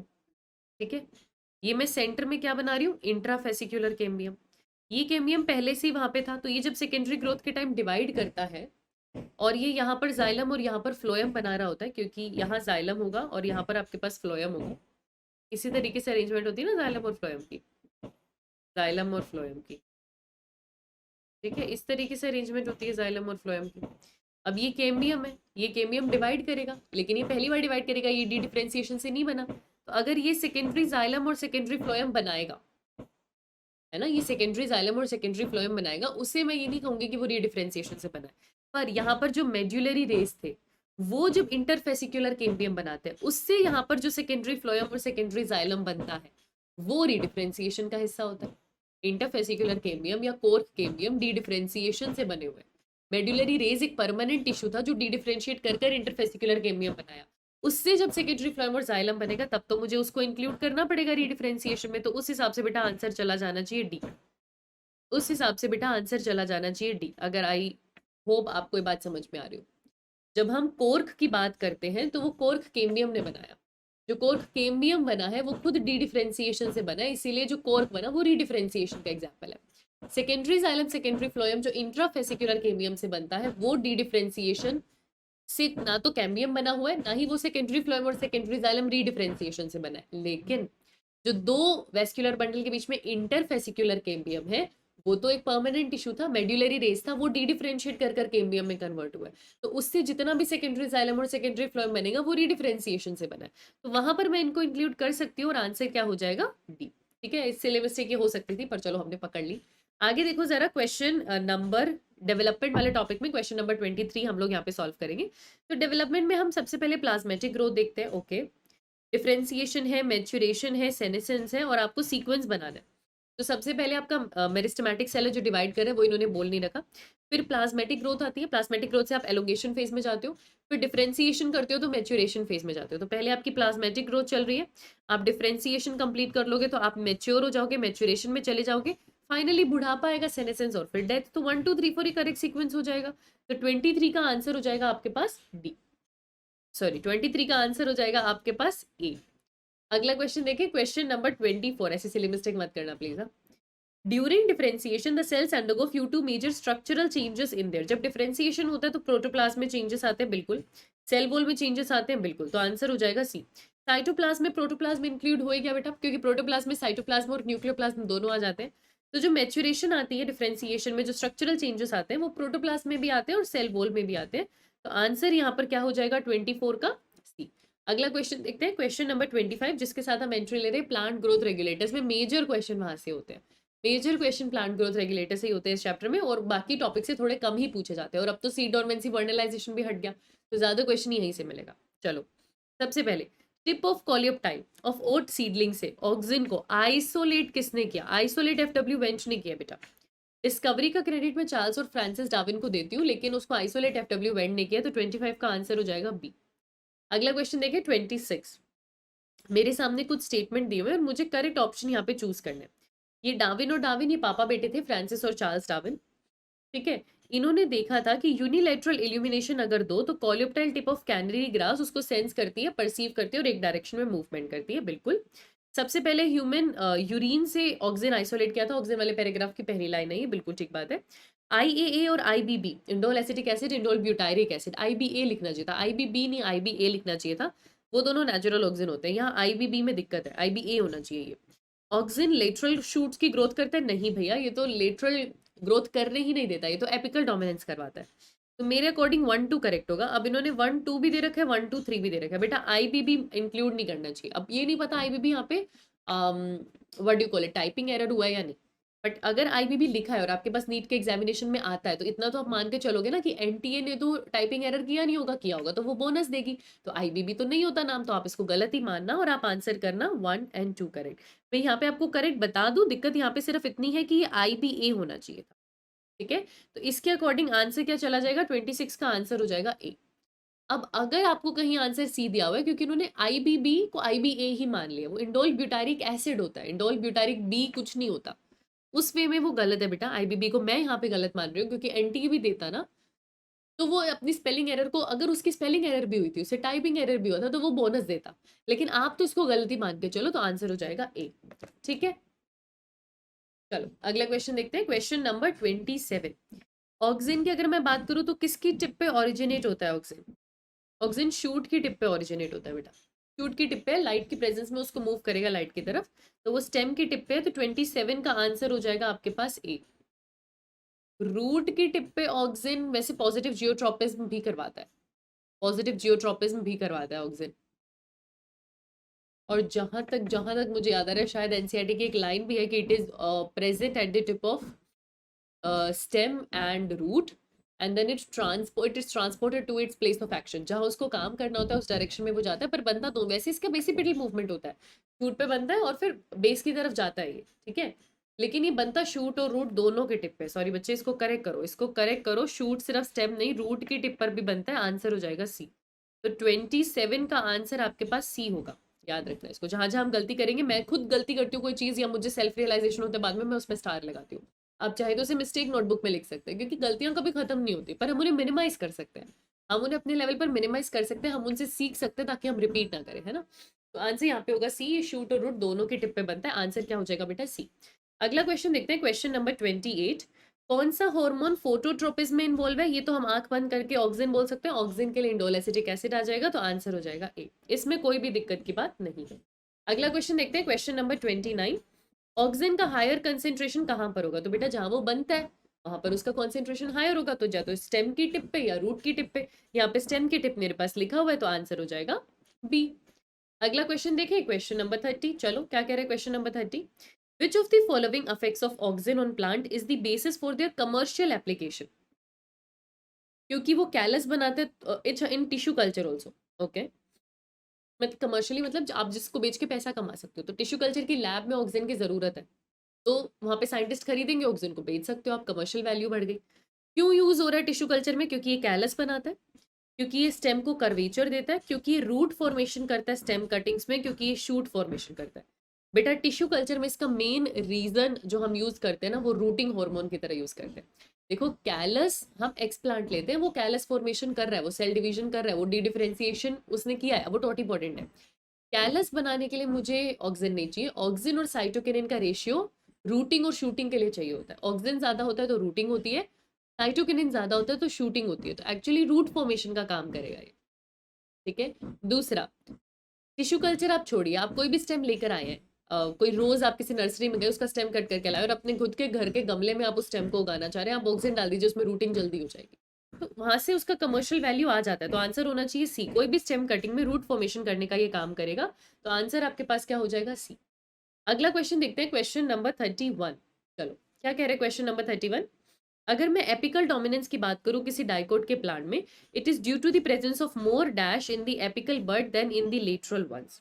एपिकल बर्ड में ऑक्सीजन ज्यादा है, ऑक्सीजन ज्यादा है तो वो टिप को ग्रोथ करवा रहा है, तो एपिकल डोमिनेंस करवा रहा है, तो 31 का आंसर होगा ए, क्योंकि ये तो याद रखना बेटा, एपिकल डोमिनेंस ऑक्सीजन की वजह से होती है और उसके लिए एंटागोनिस्टिक साइटोकिनिन होता है, वो लेटरल ग्रोथ करवाता है, तो 31 का आंसर आपके पास हो जाएगा ए। अगला क्वेश्चन देखें, क्वेश्चन नंबर 32। इसमें से कौन सा हार्मोन है, ठीक है, जो root formation in stem cutting के लिए यूज होता है। अभी आपने थोड़ी देर पहले देखा कमर्शियल पर्पस ऑक्सीजन का कि वो रूट फॉर्मेशन के लिए यूज होता है। काइनेटिन साइटोकिनिन का दूसरा नाम है, तो ये हमारा आंसर नहीं है। जिब्रेलिक एसिड हमारा आंसर नहीं है, अब्सिसिक एसिड हमारा आंसर नहीं है, आंसर इंडोल ब्यूटारिक एसिड है, क्योंकि indole butyric acid natural oxygen का ही एग्जाम्पल होता है। 32 का आंसर हो जाएगा डी। अगला क्वेश्चन देखते हैं, question number 33। Which of the following locations in plants will have highest concentration of oxygen. Oxygen कहाँ मिलेगा बेटा, टिप में। अगर आपको याद हो तो हमने बात की थी कि ओट सीडलिंग्स की कॉलिप्टाइल टिप में, है ना, क्योंकि वहीं पर हमें ये कर्वेचर देखने को मिल रहा था, यहाँ पर ऑक्सीजन की कंसंट्रेशन बहुत ज्यादा थी, तो लाइट की प्रेजेंस में ये बेंड कर रहा था, तो जनरली आपको कहाँ मिलेगा, शूट की टिप्स में, शूट की एपिसिस में। आंसर आपके पास क्या हो जाएगा, बी। और तभी तो ये एपिकल डोमिनेंस भी करवाता है, तो ये एपेक्स पे मिल रहा है, टिप पे मिल रहा है, वहां पर ये डोमिनेंस करवाता है, आंसर होगा बी। क्या कह रहे हैं question 34। In the presence of apical dominance, अगर मैं एपिकल डोमिनेंस की बात करूं तो lateral buds are unable to grow in the presence of apical bud. जब तक यहाँ पर एपिकल बर्ड है तब तक वो लेटरल बर्ड को ग्रो नहीं करने देगा। दिस इज ड्यू टू, ये क्यों हुआ, क्योंकि एपिकल डोमिनेंस के लिए less amount of oxygen is present in the apical bird, more amount of oxygen is present in the apical bird, less amount of cytokinin is in the lateral bird, more amount of cytokinin is in the lateral bird. Answer यहाँ पर क्या होगा बेटा, more amount of oxygen in the apical bud, क्योंकि हम कह रहे हैं यहाँ पर ऑक्सीजन ज्यादा है और ऑक्सीजन का काम है जहां पर वो ज्यादा है वहां पर वो डोमिनेंस करवा रहा है, एपिकल डोमिनेंस करवा रहा है, साथ में वो लेटरल बर्ड को ग्रो नहीं करने दे रहा। जब तक एपिकल पे ऑक्सीजन ज्यादा है वो लेटरल बर्ड की ग्रोथ नहीं होने दे रहा। तो लेटरल की ग्रोथ वो क्यों नहीं होने दे रहा, क्योंकि एपिकल बर्ड में इस टाइम मेरे पास जो है ऑक्सीजन ज्यादा है, तो वो एपिकल डोमिनेंस करवाएगा। आंसर यहाँ पर क्या हो जाएगा, बी। तो उसकी वजह से एपिकल डोमिनेंस हो रहा है और लेटरल बर्ड ग्रो नहीं कर पा रहा, इसकी वजह से एपिकल डोमिनेंस हो रहा है और लेटरल बर्ड यहाँ पर ग्रो नहीं कर पा रहा, तो आंसर हो जाएगा बी। अगला क्वेश्चन देखो, क्वेश्चन नंबर 35। अगर मैं टी प्लांटेशन की बात करती हूँ या हेज मेकिंग की बात करती हूँ, gardeners trim the plants regularly so that they remain bushy, है ना, वो क्यों कर रहे हैं, वो डीकैपिटेशन कर रहे हैं, बर्ड को कट कर रहे हैं, वो एपिकल बर्ड को कट कर रहे हैं, क्योंकि जब तक एपिकल बर्ड था वो लेटरल बर्ड को ग्रो नहीं करने दे रहा था। आप उसको कट कर दोगे तो अपने आप लेटरल ब्रांचेस ग्रो कर पाएंगे, तो आप एक्चुअली एपिकल डोमिनेंस को रिमूव कर रहे हो ताकि लेटरल बर्ड ग्रो कर पाए, है ना, लेटरल बर्ड को आप सप्रेस नहीं कर रहे हो। आंसर हो जाएगा डी, आप एपिकल डोमिनेंस को हटा रहे हो ताकि आपके लेटरल बर्ड ग्रो कर पाए, आंसर हो जाएगा डी। अगला क्वेश्चन देखो, क्वेश्चन नंबर 36। अगर मैं ऑक्सीजन का सोर्स हटा दूं, it's demonstrate that leaf abscission is dash. Oxygen बेटा जो यंग लीव्स होती है ना उनके अब्सिशन को रोकता है और जो बूढ़ी लीव्स होती है उनके अब्सिशन को प्रमोट करता है। अगर मैं ऑक्सीजन हटा दूंगी तो अब्सिशन ज्यादा होने लगेगा, ठीक है, abscission is prevented by oxygen. अगर मैं ऑक्सीजन का सोर्स हटा दूंगी, it demonstrates that leaf abscission is dash by oxygen and apical dominance is dash by oxygen. Oxygen leaf के अब्सिशन को रोकता है बेटा, leaf abscission is inhibited by oxygen and apical dominance is promoted by oxygen. Answer D होगा, answer D होगा। आप और किसी एक्सपेरिमेंट में मत जाओ, आपको ये तो पता है ना ऑक्सीजन क्या करता है, तो ऑक्सीजन लीफ के अब्सिशन को रोकता है और उसको प्रमोट करता है, एपिकल डोमिनेंस को प्रमोट करता है, तो 36 का आंसर होगा डी। अगला क्वेश्चन देखते हैं, क्वेश्चन नंबर 37। तो यहाँ पर आपको एनसीईआरटी का डायग्राम दिया हुआ है, आपको हार्मोन बताना है जो इसके लिए रिस्पॉन्सिबल है। यहाँ पर एक्चुअली बेटा एपिकल बर्ड की ग्रोथ दिखा रहे हैं, टिप पे एपिकल बर्ड की ग्रोथ दिखा रहे हैं। ये डायग्राम ऑक्सीजन में ही बना हुआ है इनफैक्ट, और जहां पर ये डायग्राम बना हुआ है वहां पर दो डिस्क्रिप्शन दिया हुआ है कि ये वो प्लांट है जिसके अंदर एपिकल बर्ड इंटैक्ट है तो वो यहाँ पर इस डायरेक्शन में ग्रो कर रहा है, और जिसका एपिकल बर्ड इंटैक्ट नहीं है तो वहां पे लेटरल ब्रांच, छोटी सी लेटरल ब्रांच आती हुई आपको दिखाई देगी। तो एक्चुअली एपिकल डोमिनेंस किसकी वजह से हो रहा है, इंडोल एसिटिक एसिड यानी कि ऑक्सीजन की वजह से। तो 37 का आंसर आपके पास क्या हो जाएगा बच्चे, ए। अगला क्वेश्चन देखते हैं, क्वेश्चन नंबर 38। चलो, अगर मैं ऑक्सीजन के फंक्शन की बात करूं तो उसमें क्या इंक्लूडेड है, ऑक्सिन फ्लावरिंग करवाता है पाइनएप्पल में, ठीक है। पार्थिनोकार्पी करवाता है टमेटो में, ठीक है। हर्बिसाइड को यूज एज अ हर्बिसाइड आप उसे यूज कर सकते हो, 2,4-D को आप यूज करते हो स्पेसिफिकली डाइकोट वीड को किल करने के लिए, वो मोनोकोट पे अटैक नहीं करता। ये सारी ही चीजें ऑक्सिन के बारे में लिखी हुई है बेटा, आंसर हो जाएगा डी। एक एक चीज लाइन एनसीईआरटी में लिखी हुई है, आंसर हो जाएगा डी। अगला क्वेश्चन देखते हैं, क्वेश्चन नंबर 39। अगर आपको कोई कारपेट चाहिए जैसे grass, lawns are mowed regularly, this is done to. अगर आपको ग्रासेस चाहिए, लेटरल ग्रोथ चाहिए लॉन्स में, तो आप उसका टिप कट करते हो, अगेन आप डीकैपिटेशन करते हो, आप एपिकल बड को हटाने का काम करते हो। आप एपिकल बड हटाएंगे तभी तो लेटरल बड्स ग्रो करेंगे, है ना। तो हम एक्चुअली जब उसको कट करते हैं ना टिप से, तो हम एपिकल बड को वहां पर हटा रहे होते हैं। तो 39th का आंसर हमारे पास क्या हो जाएगा बेटा, ए, ठीक है। अगला क्वेश्चन देखते हैं, क्वेश्चन नंबर 40। क्या कह रहा है क्वेश्चन हमको? Artificial application of auxins like IAA, IBA, indole acetic acid, indole butyric acid, naphthalene acetic acid, ये सब अगर मैं अनपॉलिनेटेड पिस्टल्स ऑफ टमेटो को दूं तो उसमें क्या हो जाएगा? ये वो फ्रूट में कन्वर्ट हो जाता है। पार्थिनोकार्पी, टमेटो में पार्थिनोकार्पी होती है। बिना फर्टिलाइजेशन के ऑक्सिन देने से आपका अनपॉलिनेटेड भी फ्रूट में कन्वर्ट हो जाता है ना। तो वो बिना सीड का फ्रूट बनेगा, क्योंकि सीड कब बनती है? फर्टिलाइजेशन के बाद। तो वो बिना सीड का फ्रूट आपके पास बन जाए। इसीलिए आंसर क्या हो जाएगा? डी। आपको पार्थिनोकार्पी ऑफ टमेटो देखने को मिलता है ना, तो आंसर क्या हो जाएगा? आगे देखो क्वेश्चन नंबर 41। अब क्वेश्चन सारे जिब्रेलिन के आ जाएंगे, ऑक्सिलिन का खत्म हो गया। जिब्रेलिन सबसे पहले कहां से एक्सट्रैक्ट किया था? जिब्रेला फ्यूजिकोराई से, और ये फूलिश सीडलिंग डिसीज कर रहा था। 41 का आंसर होगा ए। अगला क्वेश्चन देखो 42। विच of the following statement regarding gibberellin is incorrect? आपको इनकरेक्ट बताना है। GA3 सबसे पहला जिब्रेलिन था जो डिस्कवर हुआ था। सारे जिब्रेलिन एसिडिक है, जी हाँ, तभी तो नाम जिब्रेलिक एसिड है। इनका काम होता है प्लांट की एक्सिस की लेंथ बढ़ाना, ऐसा ही ग्रेप्स में, शुगर केन्स में करते हैं, बिल्कुल ठीक बात है। ये सेनेसेंस प्रमोट करते हैं, नहीं बेटा, ये सेनेसेंस डीले करते हैं, ये इनकरेक्ट हो जाएगा। ये सेनेसेंस प्रमोट नहीं करते, ये बुढ़ापा प्रमोट नहीं करते, ये उसको डीले करते हैं, है ना, ताकि शेल्फ लाइफ बढ़ सके, मार्केट पीरियड बढ़ सके। तो ये सेनेसेंस को प्रमोट बिल्कुल भी नहीं करते। 42 का आंसर आपके पास क्या हो जाएगा? डी। अगला क्वेश्चन देखते हैं, question number 43। Fruits can be left on trees longer using gibberellic acid so as to extend the market period. वो सेनेसेंस को डीले करते हैं, वही तो मैं आपको बता रही थी। अब सेनेसेंस डीले है तो फ्रूट गिर नहीं रहा, फ्रूट बहुत देर तक पेड़ पे रह रहा है, उसकी मार्केट लाइफ इंक्रीज हो रही है, उसका मार्केट पीरियड इंक्रीज हो रहा है। तो आप फ्रूट की जो है उसको ट्री पर ज्यादा देर के लिए रख पाएंगे सेनेसेंस डीले करके। उसके लिए बस आपको जिब्रेलिक एसिड छिड़कना है, वो सेनेसेंस को डीले कर देगा। 43 का आंसर हो जाएगा बी, यही हम अभी देख रहे थे। अगला क्वेश्चन देखते हैं, क्वेश्चन नंबर 44। अगर मुझे माल्टिंग का प्रोसेस ब्रूइंग इंडस्ट्री में स्पीड अप करना है, तो माल्टिंग के लिए भी बेटा मैं जिब्रेलिन यूज कर सकती हूँ, माल्टिंग के लिए भी यूज कर सकती हूँ, बोल्टिंग के लिए भी यूज कर सकती हूँ। दोनों प्रोसेस में आप जिब्रेलिन यूज कर सकते हैं। 44 का आंसर आपके पास हो जाएगा बी। अगला क्वेश्चन देखते हैं, क्वेश्चन नंबर 45। दो स्टेटमेंट मेरे पास है और मुझे करेक्ट ऑप्शन यहाँ पे चूज करना है। स्टेटमेंट 1 कह रहा है elongation of reduced stem is possible due to application of gibberellin hormone. ठीक है, एक स्टेम छोटी रह गई है, मैं उसकी हाइट बढ़ा सकती हूँ जिब्रेलिन से। हाँ, जिब्रेलिन का काम है इंटरनोड एलोंगेशन करवाना। जिब्रेलिन सेल डिवीजन करवाता है, सेल एलोंगेशन करवाता है। ठीक है, सही बात है, ये बात भी बिल्कुल ठीक है। तो आंसर यहाँ पर क्या हो जाएगा कि दोनों स्टेटमेंट करेक्ट है, ए। 45 का आंसर मेरे पास क्या हो जाएगा बेटा? ए। ठीक है, चलो अगला क्वेश्चन देखते हैं, question number 46। Spraying sugarcane with gibberellins increases the yield by as much as 20 tons per acre and gibberellic acid performs it by। Gibberellic acid जो है शुगर केन का यील्ड 20 टन पर एकड़ बढ़ाती है। क्यों? क्योंकि उसकी हाइट बढ़ाती है, और उसकी हाइट में उसके इंटरनोड में उसका सारा शुगर कंटेंट है। जब उसकी हाइट बढ़ा रही है तो वो एक्चुअली उसका शुगर कंटेंट बढ़ा रही है, शुगर कंटेंट बढ़ा रही है तो यील्ड बढ़ेगा। तो 46 का आंसर हो जाएगा बी। ठीक है, ठीक है, पर वो एक्चुअली खुद थोड़ी शुगर बढ़ाती है। अगर मैं जिब्रेलिक एसिड की बात करूं तो जिब्रेलिक एसिड ने यील्ड कैसे बढ़ाया? इंटरनोड एलोंगेट कर कर, लेंथ बढ़ाकर। सॉरी बेटा, आंसर सी होगा, आंसर सी होगा। ज्यादा बेटर ऑप्शन यहाँ पर सी है, क्योंकि वो लेंथ बढ़ा रही है और लेंथ में ही शुगर है, तो अपने आप शुगर बढ़ रही है। जिब्रेलिक एसिड शुगर नहीं बढ़ाती, वो लेंथ बढ़ाती है, उससे यील्ड बढ़ती है। आंसर होगा सी, इसको करेक्ट करना। आगे देखो जरा क्वेश्चन नंबर 47। 47 क्वेश्चन क्या कह रहे हैं? अगर मैं ड्वार्फनेस, कोई भी प्लांट है उसकी हाइट छोटी है, मैं ड्वार्फनेस की बात करूं तो मैं उस प्लांट को ट्रीट कर सकती हूँ। कैसे कंट्रोल कर सकती हूँ? किससे ट्रीट करके? जिब्रेलिक एसिड, क्योंकि जिब्रेलिक एसिड का काम ही हाइट बढ़ाना है। तो आंसर होगा बी। ठीक है, अगला क्वेश्चन देखिए, क्वेश्चन नंबर 48। बोल्टिंग, बेटा बोल्टिंग माल्टिंग इस सब में जिब्रेलिक एसिड आएगा। बोल्टिंग दैट इज इंटरनोड का एलोंगेशन करना, फ्लावरिंग से जस्ट पहले बीट, कैबेज और मेनी रोजेट प्लांट्स में। आपको ये याद है रिप्रोडक्शन इन प्लांट्स वाले चैप्टर में हम बोलते थे tuft of rose, tuft of roots and rosette of leaves. अब वो ऐसा सा प्लांट है, एक साथ इतनी सारी लीव्स हैं उसके पास, वो रोजेट हैबिटेट का है।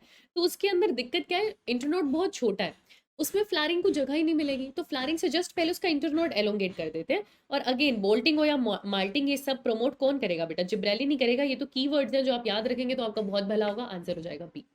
अगला क्वेश्चन देखते हैं, क्वेश्चन नंबर 49। साइटोकिनिन किसके बने हैं जी? साइटोकिनिन मॉडिफाइड एडेनिन है। N6 फॉरफ्यूराइल अमीनो प्यूरिन्स याद है आपको? तो ये प्यूरिन है, मॉडिफाइड एडेनिन है। आंसर हो जाएगा सी। तो 49 का आंसर आपके पास होगा सी। अगला क्वेश्चन देखते हैं, question number 50। Select the pair that consist of plant growth promoters. Okay जी, तो बेटा अब्सिसिक एसिड इनहिबिटर होता है, अब्सिसिक एसिड इनहिबिटर होता है। ऑक्सिन, साइटोकिनिन और जिब्रेलिन प्रमोटर होते हैं। इथाइलिन प्रमोटर और इनहिबिटर दोनों होता है। तो अगर मैं अब्सिसिक एसिड हटा दूंगी तो प्रमोटर में मेरे पास क्या बचेगा? Auxin and cytokinin. आंसर हो जाएगा ए। 50 का आंसर मेरे पास होगा ए। अगला क्वेश्चन देखते हैं, क्वेश्चन नंबर 51। चलो, काइनेटिन हम किसको कह रहे हैं? काइनेटिन बेटा साइटोकिनिन का ही नाम है। जब उसको एक्सट्रैक्ट किया था ना हेरिंग फिश के स्पर्म के डीएनए से, तो वो प्लांट से तो ऑब्टेन हुआ नहीं था, वो नॉन प्लांट सोर्स से आया था, वहां पर उसका नाम काइनेटिन रखा था। काइनेटिन एडेनिन का मॉडिफाइड फॉर्म है। कहाँ से डिस्कवर हुआ था ये? ऑटोक्लेव्ड हेरिंग स्पर्म डीएनए, यही बताया ना मैंने आपको। अगर आपको काइनेटिन कोकोनट मिल्क से मिल रहा है या कॉर्न कर्नल से मिल रहा है, तब उसका नाम जिएटिन होता है। प्लांट सोर्स से मिलता है ना, तब उसका नाम जिएटिन होता है। काइनेटिन नॉन प्लांट सोर्स से मिलता है, तो वहां पर ए हो जाएगा। तो 51 का आंसर हमारे पास हो जाएगा ए। याद रखना सोर्स क्या दिया हुआ है, सोर्स के बेसिस पर साइटोकिनिन का नाम बदल जाता है, ये बात भूलना मत। अगला क्वेश्चन देखो, question number 52। Hormone primarily concerned with cell division. तो सेल डिवीजन के लिए मेजरली साइटोकिनिन, सी से साइटोकिनिन, सी से क्लोरोप्लास्ट का बनना, सी से सेल डिवीजन होना। सेल डिवीजन और क्लोरोप्लास्ट दोनों के लिए मेजरली साइटोकिनिन जाएगा। आंसर हो जाएगा सी। अगला क्वेश्चन देखो, question number 53। Match the following है। नेचुरल ऑक्सीजन में आपके पास दो चीजें आती हैं बेटा, एक आपके पास आता है आईएए, एक आपके पास आता है आईबीबी। यहाँ आईएए है तो मैं मैच कर देती हूँ, तो मुझे ए को 3 से मैच करने, दो ऑप्शन मैंने एलिमिनेट कर लिए। सिंथेटिक ऑक्सीजन में मेरे पास नेप्थोलिन एसिटिक एसिड आता है और 2,4 डाइक्लोरोफिनॉक्सी एसिटिक एसिड आता है। यहाँ नेप्थोलिन एसिटिक एसिड है तो 1 से मैच कर लेते हैं, वो दोनों ऑप्शन में है। राइस में जो बकाने डिसीज हुई थी, जो फूलिश सीडलिंग डिसीज हुई थी, जिसमें उसकी हाइट बहुत ज्यादा बढ़ गई थी, तो वो जिब्रेला फ्यूजीकुराई की वजह से हुई थी, वहां से जिब्रेलिक एसिड की डिस्कवरी हुई थी, तो 4, ये भी दोनों में सेम है। नेचुरल साइटोकिनिन में बेटा जिएटिन और काइनेटिन दोनों आ जाएगा। इन्होंने एक ऑप्शन में 2 दिया हुआ है और एक ऑप्शन में 5 दिया हुआ है। देखो है दोनों ही नेचुरल, पर एक प्लांट का सोर्स है और एक एनिमल का सोर्स है। तो आई थिंक प्लांट के सोर्स को प्रायोरिटी देते हुए हमें इसको 2 कर देना चाहिए। प्लांट के सोर्स को प्रायोरिटी देते हुए हमें इसको 2 कर देना चाहिए। तो आंसर यहाँ पर क्या हो जाएगा? ए। तो 53 का आंसर मेरे पास क्या हो जाएगा? ए। अगला क्वेश्चन देखते हैं, question 54। Natural cytokinins are synthesized in regions where rapid cell division occurs. Such regions are. Natural cytokinin वहां पर है जहां पर ज्यादा सेल डिवीजन हो रहा है। एनसीईआरटी की लाइन है, तो ऐसा रूट अपेक्स में हो रहा है, शूट अपेक्स में हो रहा है, यंग फ्रूट्स में हो रहा है। ये सारे वो एरियाज हैं जहां ज्यादा सेल डिवीजन चाहिए। तो आंसर आपके पास क्या हो जाएगा बेटा? डी। आंसर आपके पास क्या हो जाएगा? डी। 54 का आंसर आपके पास होगा डी। अगला क्वेश्चन देखते हैं, question number 55। Which of the following adenine derivatives may behave as an antagonist to indole compounds? indole compounds आपके पास ऑक्सीजन हो गए बेटा, और वो जैसे एपिकल डोमिनेंस अगर देता है तो उसके एंटागोनिस्टिक में आपके पास साइटोकिनिन होता है, और साइटोकिनिन का नाम काइनेटिन भी है, जियाटिन भी है, और ये एपिकल डोमिनेंस के अगेंस्ट काम करता है, तो उसको खत्म करने का काम कर रहा है, रोकने का काम कर रहा है। तो जब ब्रांचेस डेवलप करनी है, जब आपको नहीं चाहिए कि एपिकल डोमिनेंस हो, तब आप साइटोकिनिन का यूज कर सकते हो। और ये बाकी तीनों तो बेटा ऑक्सीजन के ही आर्टिफिशियल नेम्स हैं, चाहे 2,4 डाइक्लोरोफिनॉक्सी एसिटिक एसिड है, चाहे नेप्थलिन एसिटिक एसिड है, चाहे इंडोल एसिटिक एसिड है, और मुझे तो ऑक्सीजन का एंटागोनिस्टिक ढूंढना है। तो आंसर क्या हो जाएगा? 55 का आंसर क्या हो जाएगा? ऑक्सीजन के साथ साथ in addition to auxin culture core क्या देना चाहिए अगर आपको एक अच्छा कैलस चाहिए प्लांट टिश्यू कल्चर में? साइटोकिनिन। साइटोकिनिन, क्योंकि कैलस मतलब क्या? अनडिफरेंशिएटेड मास ऑफ सेल जो डिवाइड कर कर कर बने हैं एक टोटिपोटेंट सेल से। अच्छा सेल डिवीजन के लिए साइटोकिनिन है, जितना साइटोकिनिन उतना बढ़िया वो सेल डिवीजन करेगा। तो आंसर हो जाएगा बी। तो 56 का आंसर क्या होगा बेटा? बी। अगला क्वेश्चन देखिए, क्वेश्चन नंबर 57। चलो, कुछ स्टेटमेंट मेरे सामने यहाँ पर दिए हुए हैं। ऑक्सिन और साइटोकिनिन एंटागोनिस्टिक होते हैं एपिकल डोमिनेंस को लेकर। सही बात है, ऑक्सिन एपिकल डोमिनेंस करवाता है, साइटोकिनिन लेटरल डोमिनेंस करवाता है, तो दोनों एंटागोनिस्टिक होते हैं। साइटोकिनिन प्राइमरीली रूट्स में मिलेगा। देखो root apex, shoot apex, developing fruits, इन सब में मिलता है वो। वैसे रूटिंग हार्मोन ऑक्सिन है, इसको एक बार रोक दो। काइनेटिन जो है वो हमें हेरिंग स्पर्म के डीएनए से मिलेगा, ये आपने थोड़ी देर पहले ही देखा, सही था। जिएटिन ऑक्सिन होता है, नहीं, वो एक तरीके का साइटोकिनिन है। जिएटिन सबसे पहले हेरिंग स्पर्म के डीएनए से मिला था, नहीं, जिएटिन कॉर्न कर्नल से मिला था, हेरिंग स्पर्म के डीएनए से काइनेटिन मिला था। तो ये भी गलत है, ये भी गलत है। जिस ऑप्शन में आपको 5 और 4 मिल रहा है उसको हटा दो। अब 3 करेक्ट है और 1 और 2 में से पूछ रहे हैं, 1 और 2 में से पूछ रहे हैं, तो 2 भी करेक्ट है, 2 भी मैं जानती हूँ करेक्ट है। अच्छा, मुझे इनकरेक्ट बताना है। सॉरी, हमको इनकरेक्ट बताना है। तो इनकरेक्ट में मैं जानती हूँ 4 और 5 दोनों इनकरेक्ट है, और 2 इनकरेक्ट है नहीं, तो आंसर आ गया। तो इसका मतलब इन्होंने इसको करेक्ट माना है। साइटोकिनिन और फॉर्म प्राइमरीली इन रूट्स, इसको इन्होंने करेक्ट माना है उस हिसाब से। वैसे इन्होंने, हमें पता नहीं ऐसा कोई ऑप्शन है नहीं, पर इनकरेक्ट पूछा था। 4 और 5 पक्का पक्का इनकरेक्ट थे, तो 57 का आंसर हो जाएगा डी। 57 का आंसर हो जाएगा डी। तो ये रहस्य ही रहेगा कि इन्होंने जो है फर्स्ट को राइट माना है या रॉन्ग माना है। ठीक है, आगे देखते हैं क्वेश्चन नंबर 58। अगर मैं एक प्लांट टिश्यू कल्चर की बात करूं आपसे, तो high auxin to cytokinin ratio, मैंने आपको बोला था ना, रेशियो जब आ जाए क्वेश्चन में और ऑक्सिन ज्यादा है तो रूटिंग करवाएगा। तो वो किसकी डेवलपमेंट करवाएगा? रूट की। और उसी रेशियो में अगर साइटोकिनिन हाई है तो वो किसकी डेवलपमेंट करवाएगा? शूट की। तो आंसर क्या हो जाएगा? रूट और शूट, यानी कि ए। तो 58 का आंसर आपके पास हो जाएगा ए। अगला क्वेश्चन देखते हैं, question number 59। A plant hormone used to control xylem differentiation and helps in cell division. बेटा, xylem differentiation, cell division, NCERT की लाइन, सीधा सीधा साइटोकिनिन ढूंढो। साइटोकिनिन ढूंढो, वो उन्होंने दे ही नहीं रखा है। अच्छा, xylem differentiation and cell division auxin में चला जाएगा ये। ऑक्सिन में चला जाएगा ये, ऑक्सिन में चला जाएगा। सिर्फ सेल डिवीजन नहीं, जाइलम डिफरेंशिएशन है ना, जाइलम डिफरेंशिएशन ऑक्सिन में। एनसीईआरटी की लाइन है, ये लिखा हुआ एनसीईआरटी में। आंसर हो जाएगा सी। वही बेटा, जितनी बार रीड करोगे ना एनसीईआरटी के पैराग्राफ, उतना क्लिक करेगा आपको, उतना आप ढूंढ पाओगे। अच्छा, याद आ रहा है, अब मुझे ध्यान आया अचानक से, वो मेमोरी होती है आपकी, पेज की मेमोरी, पिक्चर मेमोरी जिसको कहते हैं। मुझे लग रहा था सेल डिवीजन साइटोकिनिन में है। ठीक है, मैं खुद बहुत सारी चीजें मेमोराइज करने में मुझे मुश्किल रहता है, तो मैंने वो पैराग्राफ ढूंढा अपने दिमाग में जहां मुझे पता है जाइलम डिफरेंशिएशन के बारे में लिखा हुआ है। तो आंसर क्या हो जाएगा? ऑक्सिन। उतने में हम फिर रिकॉल कर लेते हैं बेटा कि हाँ, वहां पर हमने जाइलम डिफरेंशिएशन पढ़ा है, ऑक्सिन में पढ़ा है। आंसर हो जाएगा सी। अगला क्वेश्चन देखो, क्वेश्चन नंबर 60। आपको एपिकल डोमिनेंस का phenomena can be overcome by application of cytokinin. ये दोनों एंटागोनिस्टिक होते हैं।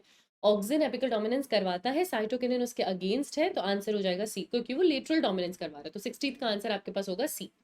चलो, अगला क्वेश्चन देखते हैं, question number 61। Hormone that promotes growth of lateral buds and has negative effect on apical dominance. तो लेटरल बड की ग्रोथ करवा रहा है, एपिकल के अगेंस्ट से। साइटोकिनिन की बात करें, क्योंकि उसके एंटागोनिस्टिक तो साइटोकिनिन ही होता है ना बेटा। तो 61 का आंसर आपके पास क्या हो जाएगा? ए। चलो, अगला क्वेश्चन देखते हैं, question number 62। Which among the following is not a function of cytokinin. इसमें से कौन सा साइटोकिनिन का फंक्शन नहीं है? अच्छा, cytokinin is essential for cytokinesis during cell division. सही बात है।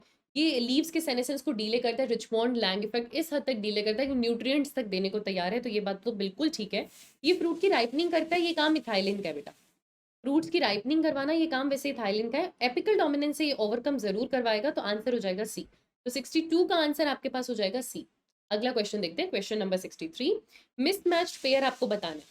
जिब्रेलिक एसिड की अगर मैं बात करूं तो वो yield of sugarcane increase करता है। जी हाँ, सही बात है, क्योंकि वो लेंथ बढ़ाएगा। साइटोकिनिन की अगर मैं बात करूं तो वो एपिकल डोमिनेंस प्रमोट करते हैं, नहीं वो काम तो ऑक्सिन का, ये मिसमैच पेयर हो गया। इथाइलिन की अगर हम बात करें तो वो डोरमेंसी ब्रेक करता है ना, तो वो डोरमेंसी भी ब्रेक करता है, पोटैटो ट्यूबर में स्प्राउटिंग करवाएगा, ये बात बिल्कुल ठीक है। अब सीसिक एसिड सीड जर्मिनेशन को इनहिबिट करता है, क्योंकि ये स्ट्रेस हार्मोन है, उसका काम है कि उस टाइम वो प्लांट सर्वाइव कर जाए, तो वो जर्मिनेट करने में एनर्जी वेस्ट नहीं करेगा। आंसर हो जाएगा बी। तो मिसमैच पेयर में आंसर आपके पास क्या हो जाएगा? बी।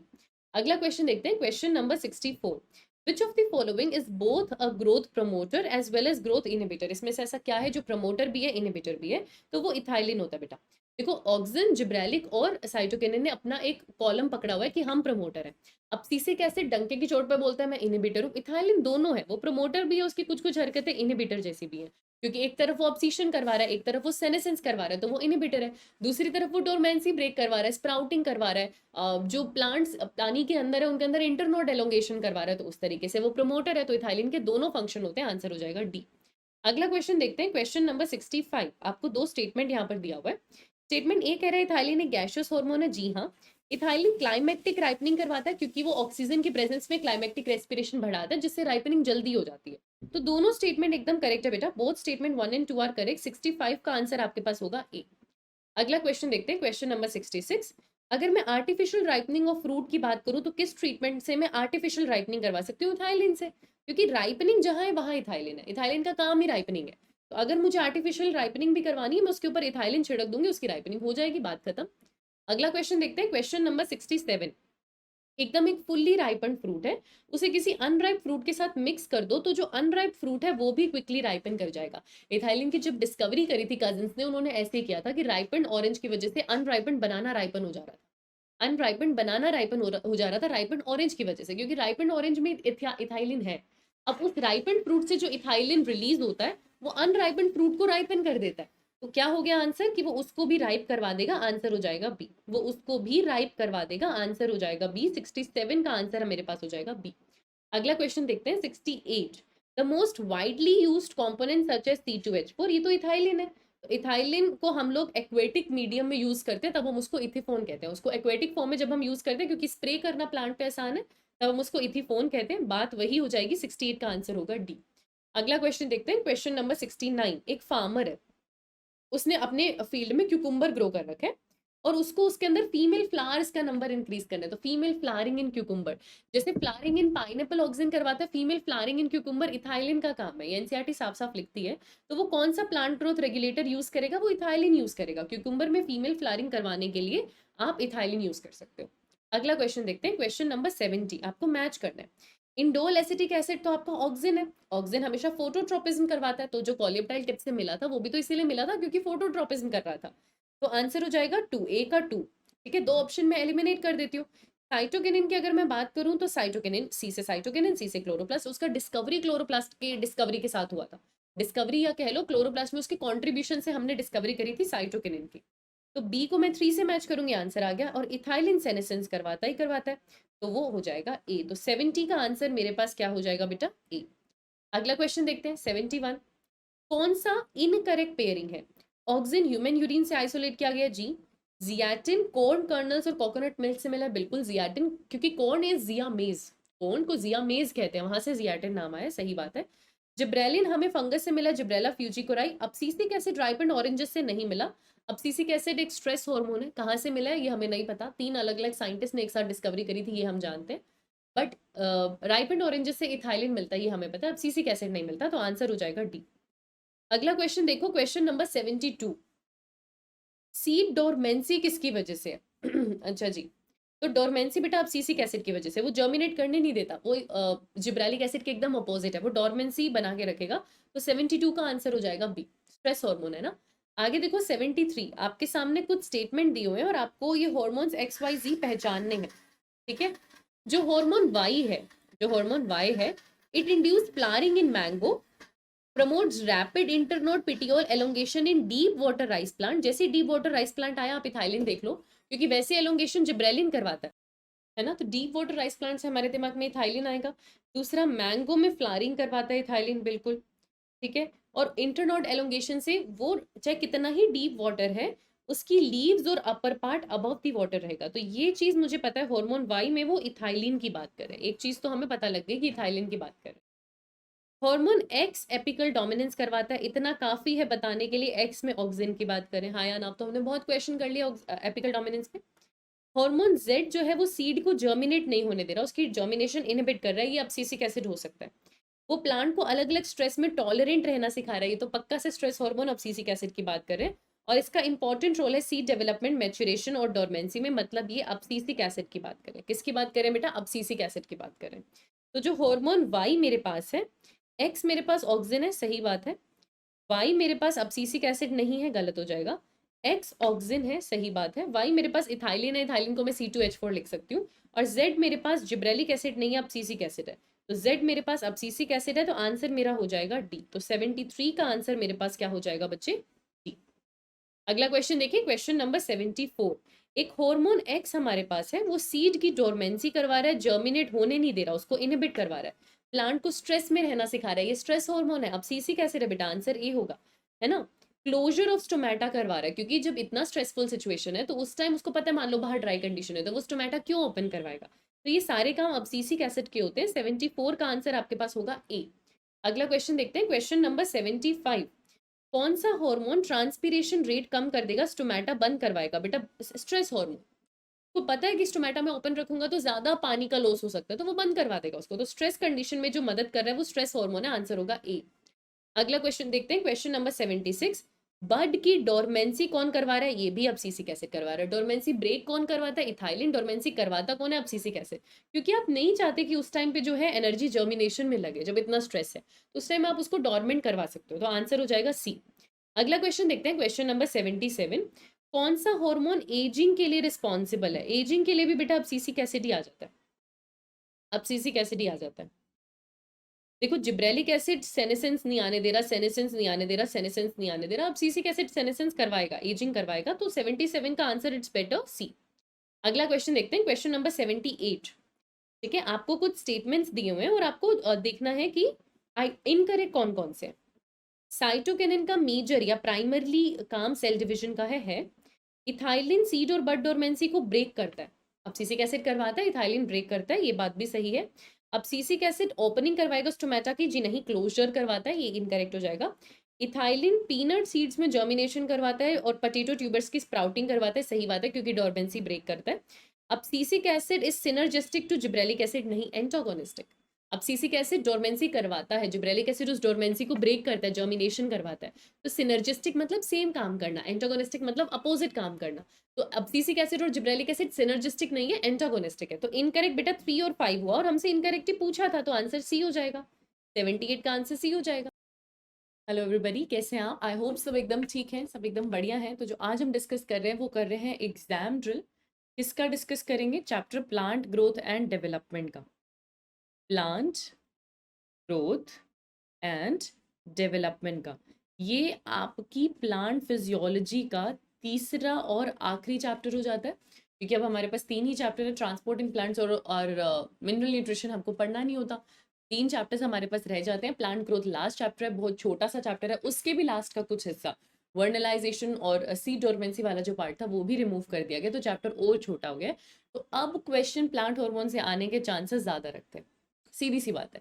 आपने चैप्टर कंप्लीट कर लिया, हम एग्जाम ड्रिल सॉल्व करेंगे। रैंडम सेट ऑफ क्वेश्चंस है, हर जगह से आने वाले, कोई टॉपिक वाइज नहीं है। तो आपकी ब्रेन की एक्सरसाइज होगी कि कहाँ से क्वेश्चन आ रहा है, मैं उसको पिक कर पा रही हूँ या पिक कर पा रहा हूँ या नहीं पिक कर पा रहा हूँ, और कहाँ पर दिक्कत है उसको आप थोड़ा बेटर कर पाएंगे। ठीक है, तो एकदम बिना सिली मिस्टेक की, कोई भी गुंजाइश रखे बिना, कोई सिली मिस्टेक करे बिना हम फोकस करेंगे क्वेश्चन नंबर 1 पे। क्वेश्चन नंबर 1 हमसे पूछ रहे हैं, अ फाइटो हार्मोन इज, क्या होता है एक फाइटो हार्मोन, एक plant hormone? An ion that alters turgor pressure. क्या ये एक आयन है? नहीं, आयन नहीं है, ये एक हार्मोन है। क्या ये छोटा सा मॉलिक्यूल है जिसकी अलग अलग केमिकल कॉम्पोजिशन हो सकती है? हाँ, ऑक्सीजन है तो इंडोल का बना हुआ हो सकता है, जिब्रेलिन है तो टर्पीन का बना होगा, एब्सिसिक एसिड है तो कैरोटीनॉइड्स का बना होगा, N6 फरफ्यूराइल अमीनोप्यूरिन साइटोकिनिन को बनाता है। तो बहुत सारे अलग अलग केमिकल कॉम्पोजिशन के ये केमिकल होते हैं, ये छोटे से मॉलिक्यूल्स होते हैं, बिल्कुल ठीक बात है। क्या ये पिगमेंट है? नहीं, ये कोई पिगमेंट नहीं है जो कलर देने आया है। ये सेकेंडरी मेटाबॉलिक कंपाउंड है, ये सेकेंडरी मेटाबॉलिक कंपाउंड भी नहीं है। उससे बेटर डेफिनेशन इसकी रहेगी कि छोटे से मॉलिक्यूल्स हैं अलग अलग केमिकल कॉम्पोजिशन के। तो आंसर क्या हो जाएगा? बी। ठीक है, तो फर्स्ट का आंसर हमारे पास क्या होगा? बी। अगला क्वेश्चन देखो, question number 2, which of the following represent the correct sequence of development process in a plant cell. Development का प्रोसेस आप जानते हो, पहले आपके पास एक मेरिस्टेमेटिक फेज होता है, फिर एलोंगेशन फेज होता है, फिर मैच्योरेशन फेज होता है। वैसे अगर हम डेवलपमेंट की बात करते हैं तो हम कहते हैं कि बर्थ से लेकर डेथ तक का जो पूरा टाइम है वो डेवलपमेंट है। डेवलपमेंट में 2 चीजें आ जाती हैं, ग्रोथ भी आ जाता है, डिफरेंशिएशन भी आ जाता है।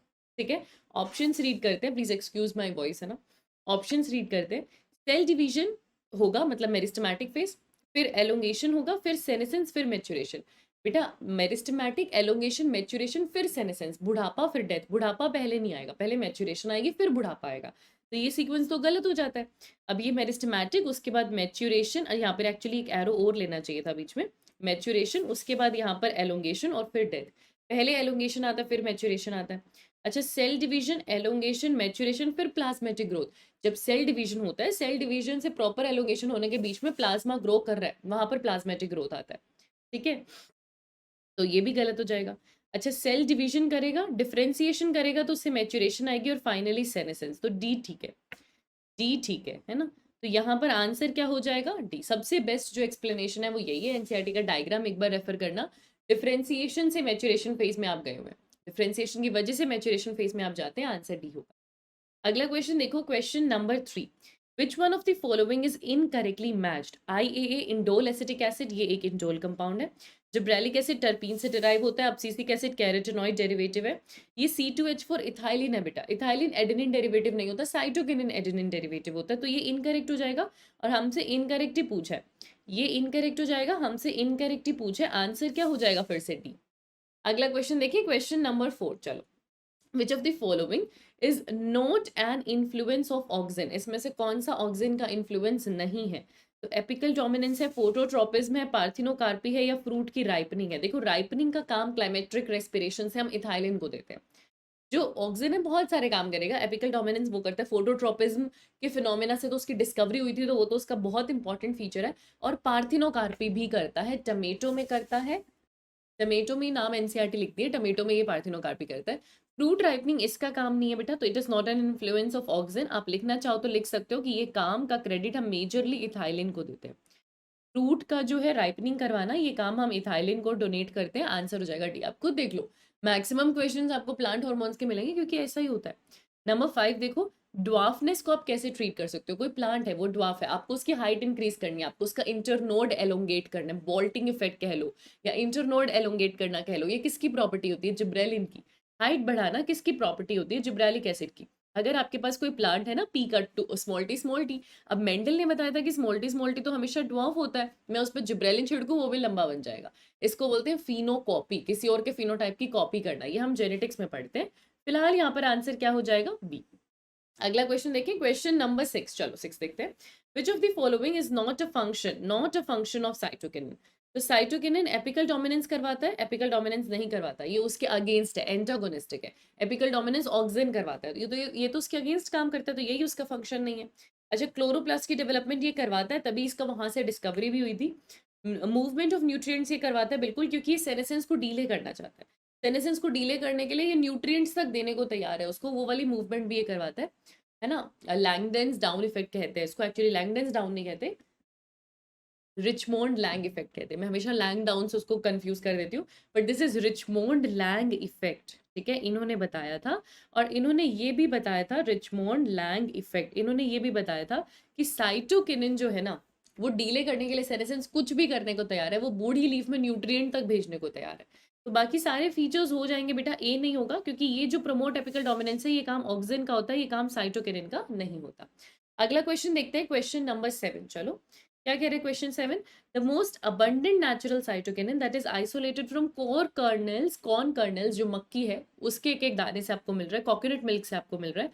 मोस्ट अबंडेंट नेचुरल साइटोकिनिन का नाम होता है जिएटिन, जो हमें एनिमल से मिला था, जैसे हेरिंग फिश के स्पर्म के डीएनए से मिला था, हम उसे नाम दे रहे थे काइनेटिन। जो हमें प्लांट के किसी ना किसी प्रोडक्ट से मिला है, उस नेचुरल साइटोकिनिन को हम नाम देते हैं जिएटिन। ऊपर से बेटा कोन को हम बोलते हैं जियामेज, तो कोन से जो मिला था इसलिए उसका नाम रखा था जिएटिन, तो आंसर हो जाएगा डी। तो 7th का आंसर हमारे पास होगा डी। अगला क्वेश्चन देखते हैं, क्वेश्चन नंबर 8। अगर मैं बोलूँ आपसे हाईएस्ट कंसेंट्रेशन साइटोकिनिन की आपको कहाँ मिलेगी? एनसीईआरटी खुद लिखती है, जहां पर लगातार डिवीजन है, जो मेरिस्टेमेटिक रीजन है, चाहे वो रूट अपेक्स है, चाहे वो शूट अपेक्स है, चाहे वो यंग फ्रूट्स की ग्रोथ होना है, तो जहां पर भी मुझे कंटिन्यूस ग्रोथ मेरिस्टेमेटिक रीजन मिल रहा है, वहां मेरा साइटोकिनिन प्रेजेंट होगा, सीधी सी बात है, आंसर हो जाएगा ए। अब ओनली मेरिस्टेमेटिक में नहीं कहूंगी, मेच्योर में तो होता ही नहीं, राइपेंड में इथाइलिन होता है, ओनली मेरिस्टेमेटिक में नहीं होता, जहां पर भी कंटिन्यूस ग्रोथ और मेरिस्टेमेटिक रीजन होता है वहां पर आपको साइटोकिनिन मिलता है, तो आंसर क्या हो जाएगा? ए। अगला क्वेश्चन देखो, question number 9। Senescence in plants can be promoted by applying. Senescence कैसे प्रमोट किया जाएगा? क्या सेनेसेंस ऑक्सिन से प्रमोट होगा, जिब्रेलिक एसिड से प्रमोट होगा, साइटोकिनिन से प्रमोट होगा या इथाइलिन से प्रमोट होगा? तो बेटा ऑक्सिन सेनेसेंस को रोकता है, मेजरली तो रोकता ही है, कि जहां जरूरत है वहां करवाता है, पर एक बार अगर मैं इसको छोड़ू तो जिब्रेलिक एसिड सेनेसेंस को प्रमोट नहीं करता, साइटोकिनिन तो रिचमोंड लैंग इफेक्ट है, वो सेनेसेंस आने ही नहीं देता, पर इथाइलिन सेनेसेंस प्रमोट करता है, इथाइलिन सेनेसेंस और अब्सिशन दोनों प्रमोट करता है, तो आंसर क्या हो जाएगा? डी। 9th का आंसर हमारे पास क्या होगा? डी। अगला क्वेश्चन देखते हैं, question number 10। Which of the following hormone is concern with climacteric respiration? यहाँ ई लिखने की जरूरत नहीं थी, एनसीईआरटी नहीं लिखती है, पर क्लाइमेक्ट्रिक रेस्पिरेशन से आपकी राइपनिंग ऑफ फ्रूट्स करवाना, ये काम इथाइलिन का होता है, तो आंसर हो जाएगा फिर से ए। याद रखना है, कुछ कीवर्ड्स होते हैं अलग अलग हार्मोन्स के, याद रखना। मुझे लग रहा है 10 में से 10 क्वेश्चन हार्मोन्स पे ही थे। अगला क्वेश्चन देखते हैं, question number 11। Which of the following hormone closes stomata in response to water stress. मान लो पानी की कमी है, वैसे भी स्ट्रेस हार्मोन एब्सिसिक एसिड, आप वहां से भी आंसर कर सकते हो, पर पानी की कमी है तो अब उस टाइम बंद कर दो ना स्टोमेटा, उस टाइम मत करवाओ ज्यादा काम, उस टाइम सीड्स को डोरमेंट रखो, जर्मिनेट मत होने दो, जितना हो सकता है सारी एनर्जी सेव करके रखो उस सिचुएशन में सर्वाइव करने में।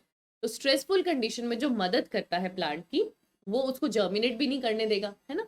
तो जो मदद करता है प्लांट की वो होता है एब्सिसिक एसिड। एक स्ट्रेस हार्मोन इथाइलिन भी होता है।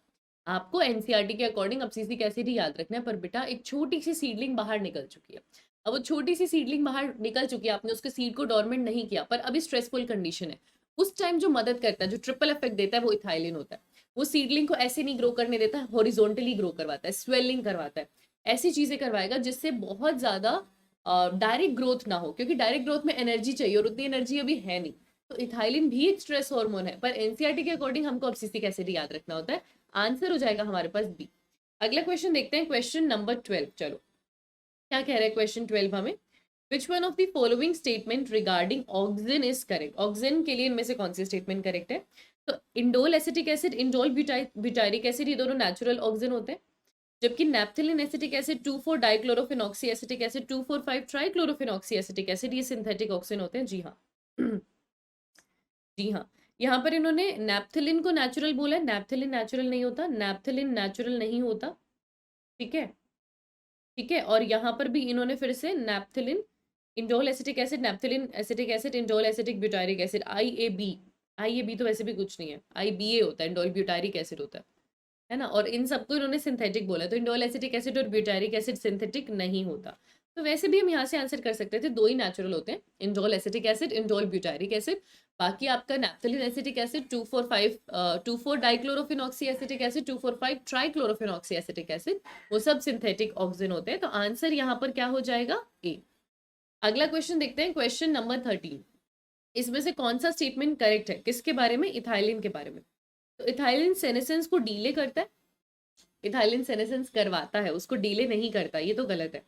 ये रेस्पिरेशन रेट डिक्रीज करता है राइपनिंग करने के लिए, इनक्रीज करता है, तो ये भी गलत है।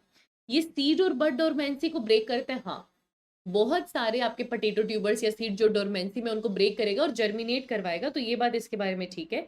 ये फ्लावरिंग इन मैंगो को इनिबिट नहीं करता बेटा, प्रमोट करता है, मैंगो पाइनएप्पल में फ्लावरिंग प्रमोट करता है। इथाइलिन जो है वो मैंगो और पाइनएप्पल दोनों में फ्लावरिंग इंड्यूस करता है, इनिशिएट करता है। तो क्या ये इनिबिट करता है, इनिबिट भी नहीं करता। करेक्ट आंसर क्या हो जाएगा, सी। 13th का आंसर हमारे पास क्या हो जाएगा बेटा, सी। अगला क्वेश्चन देखते हैं, क्वेश्चन नंबर 14। चलो क्या कह रहे हैं क्वेश्चन हमको, which of the following statement are correct. मुझे करेक्ट स्टेटमेंट बताना है।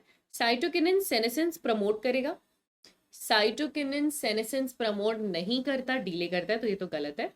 ऑक्सिन एपिकल डोमिनेंस कंट्रोल करता है, हाँ, ऑक्सिन भर भर के एपिकल डोमिनेंस करवाना चाहता है। जिब्रेलिन शूट का एलोंगेशन करवाता है, बिल्कुल, इसी को बोल्टिंग इफेक्ट कहते हैं।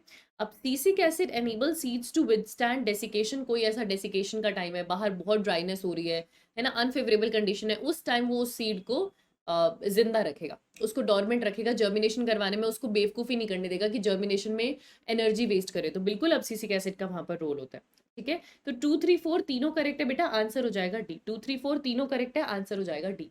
अगला क्वेश्चन देखते हैं, क्वेश्चन नंबर 15। क्या कह रहे हैं क्वेश्चन, आपके सामने 4 स्टेटमेंट है 1 to 4 इथीफोन के बारे में। इथीफोन क्या है, एक्वेटिक फॉर्म ऑफ इथाइलिन है, तो इथाइलिन की ही बात कर रहे हैं, कुछ अलग बात नहीं कर रहे हैं यहाँ पे, है ना। चलो तो ऑप्शंस हम रीड करते हैं इथीफोन के बारे में, हमें बताना है कौन सी चीज इथाइलिन करवाता है ना। इथीफोन इथाइलिन, आप प्लीज इसमें कंफ्यूज मत होना। तो यहाँ पे पहला ऑप्शन मुझको क्या कह रहा है, इथीफोन को मैं स्प्रे करती हूँ एक्वस सॉल्यूशन में and it is readily absorbed and transported with in the plant, ठीक है। ये एक्वस फॉर्म होता है और इसीलिए उसको एक्वस फॉर्म में स्प्रे किया जाता है ताकि प्लांट एब्जॉर्ब कर ले, इसमें कोई दिक्कत की बात नहीं है। अच्छा, ये टमेटोज और एप्पल्स में फ्रूट राइपनिंग करवाता है। जनरली हमने टमेटोज और पाइनएप्पल पढ़ा है, एप्पल का एलोंगेशन हमने जिब्रेलिन में पढ़ा है, पर चलो हम देख लेते हैं। ये फ्रूट की राइपनिंग तो करवाता है, सॉरी राइपनिंग, अच्छा फ्रूट की राइपनिंग तो ये बहुत सारों में करवाता है, तो ये बात बिल्कुल ठीक है, ये काम इथाइलिन का ही है। It can be use to induce fruit thinning in cotton, cherry and walnut. It prevents thinning of fruit, it prevents thinning of fruit in cotton, cherry and walnut. Induce नहीं करता, ये गलत हो जाएगा। It is use to promote female sex expression in cucumber and increased yield, हाँ female flowering कराता है cucumber में, तो फीमेल सेक्स एक्सप्रेशन भी करवा रहा है, ये बात भी ठीक है। कितने स्टेटमेंट करेक्ट हो जाएंगे, 3 स्टेटमेंट करेक्ट हो जाएंगे। 15th का आंसर हमारे पास होगा सी। एक मिनट, ये कॉटन, चेरी और वॉलनट में फ्रूट थिनिंग इंड्यूस ही करवाता है बेटा। आई थिंक सारे ही करेक्ट होने चाहिए। ये इंड्यूस ही कराता है, आंसर होल होगा। सॉरी, मेरी गलती है। प्रिवेंट नहीं करता, इंड्यूस ही कराता है। मैं इसको दूसरे से रिलेट कर रही थी। ऐसी सिली मिस्टेक आपको नहीं करनी, खास करके ऐसे क्वेश्चन में जहाँ तुक्का मारने का कोई चांस नहीं है।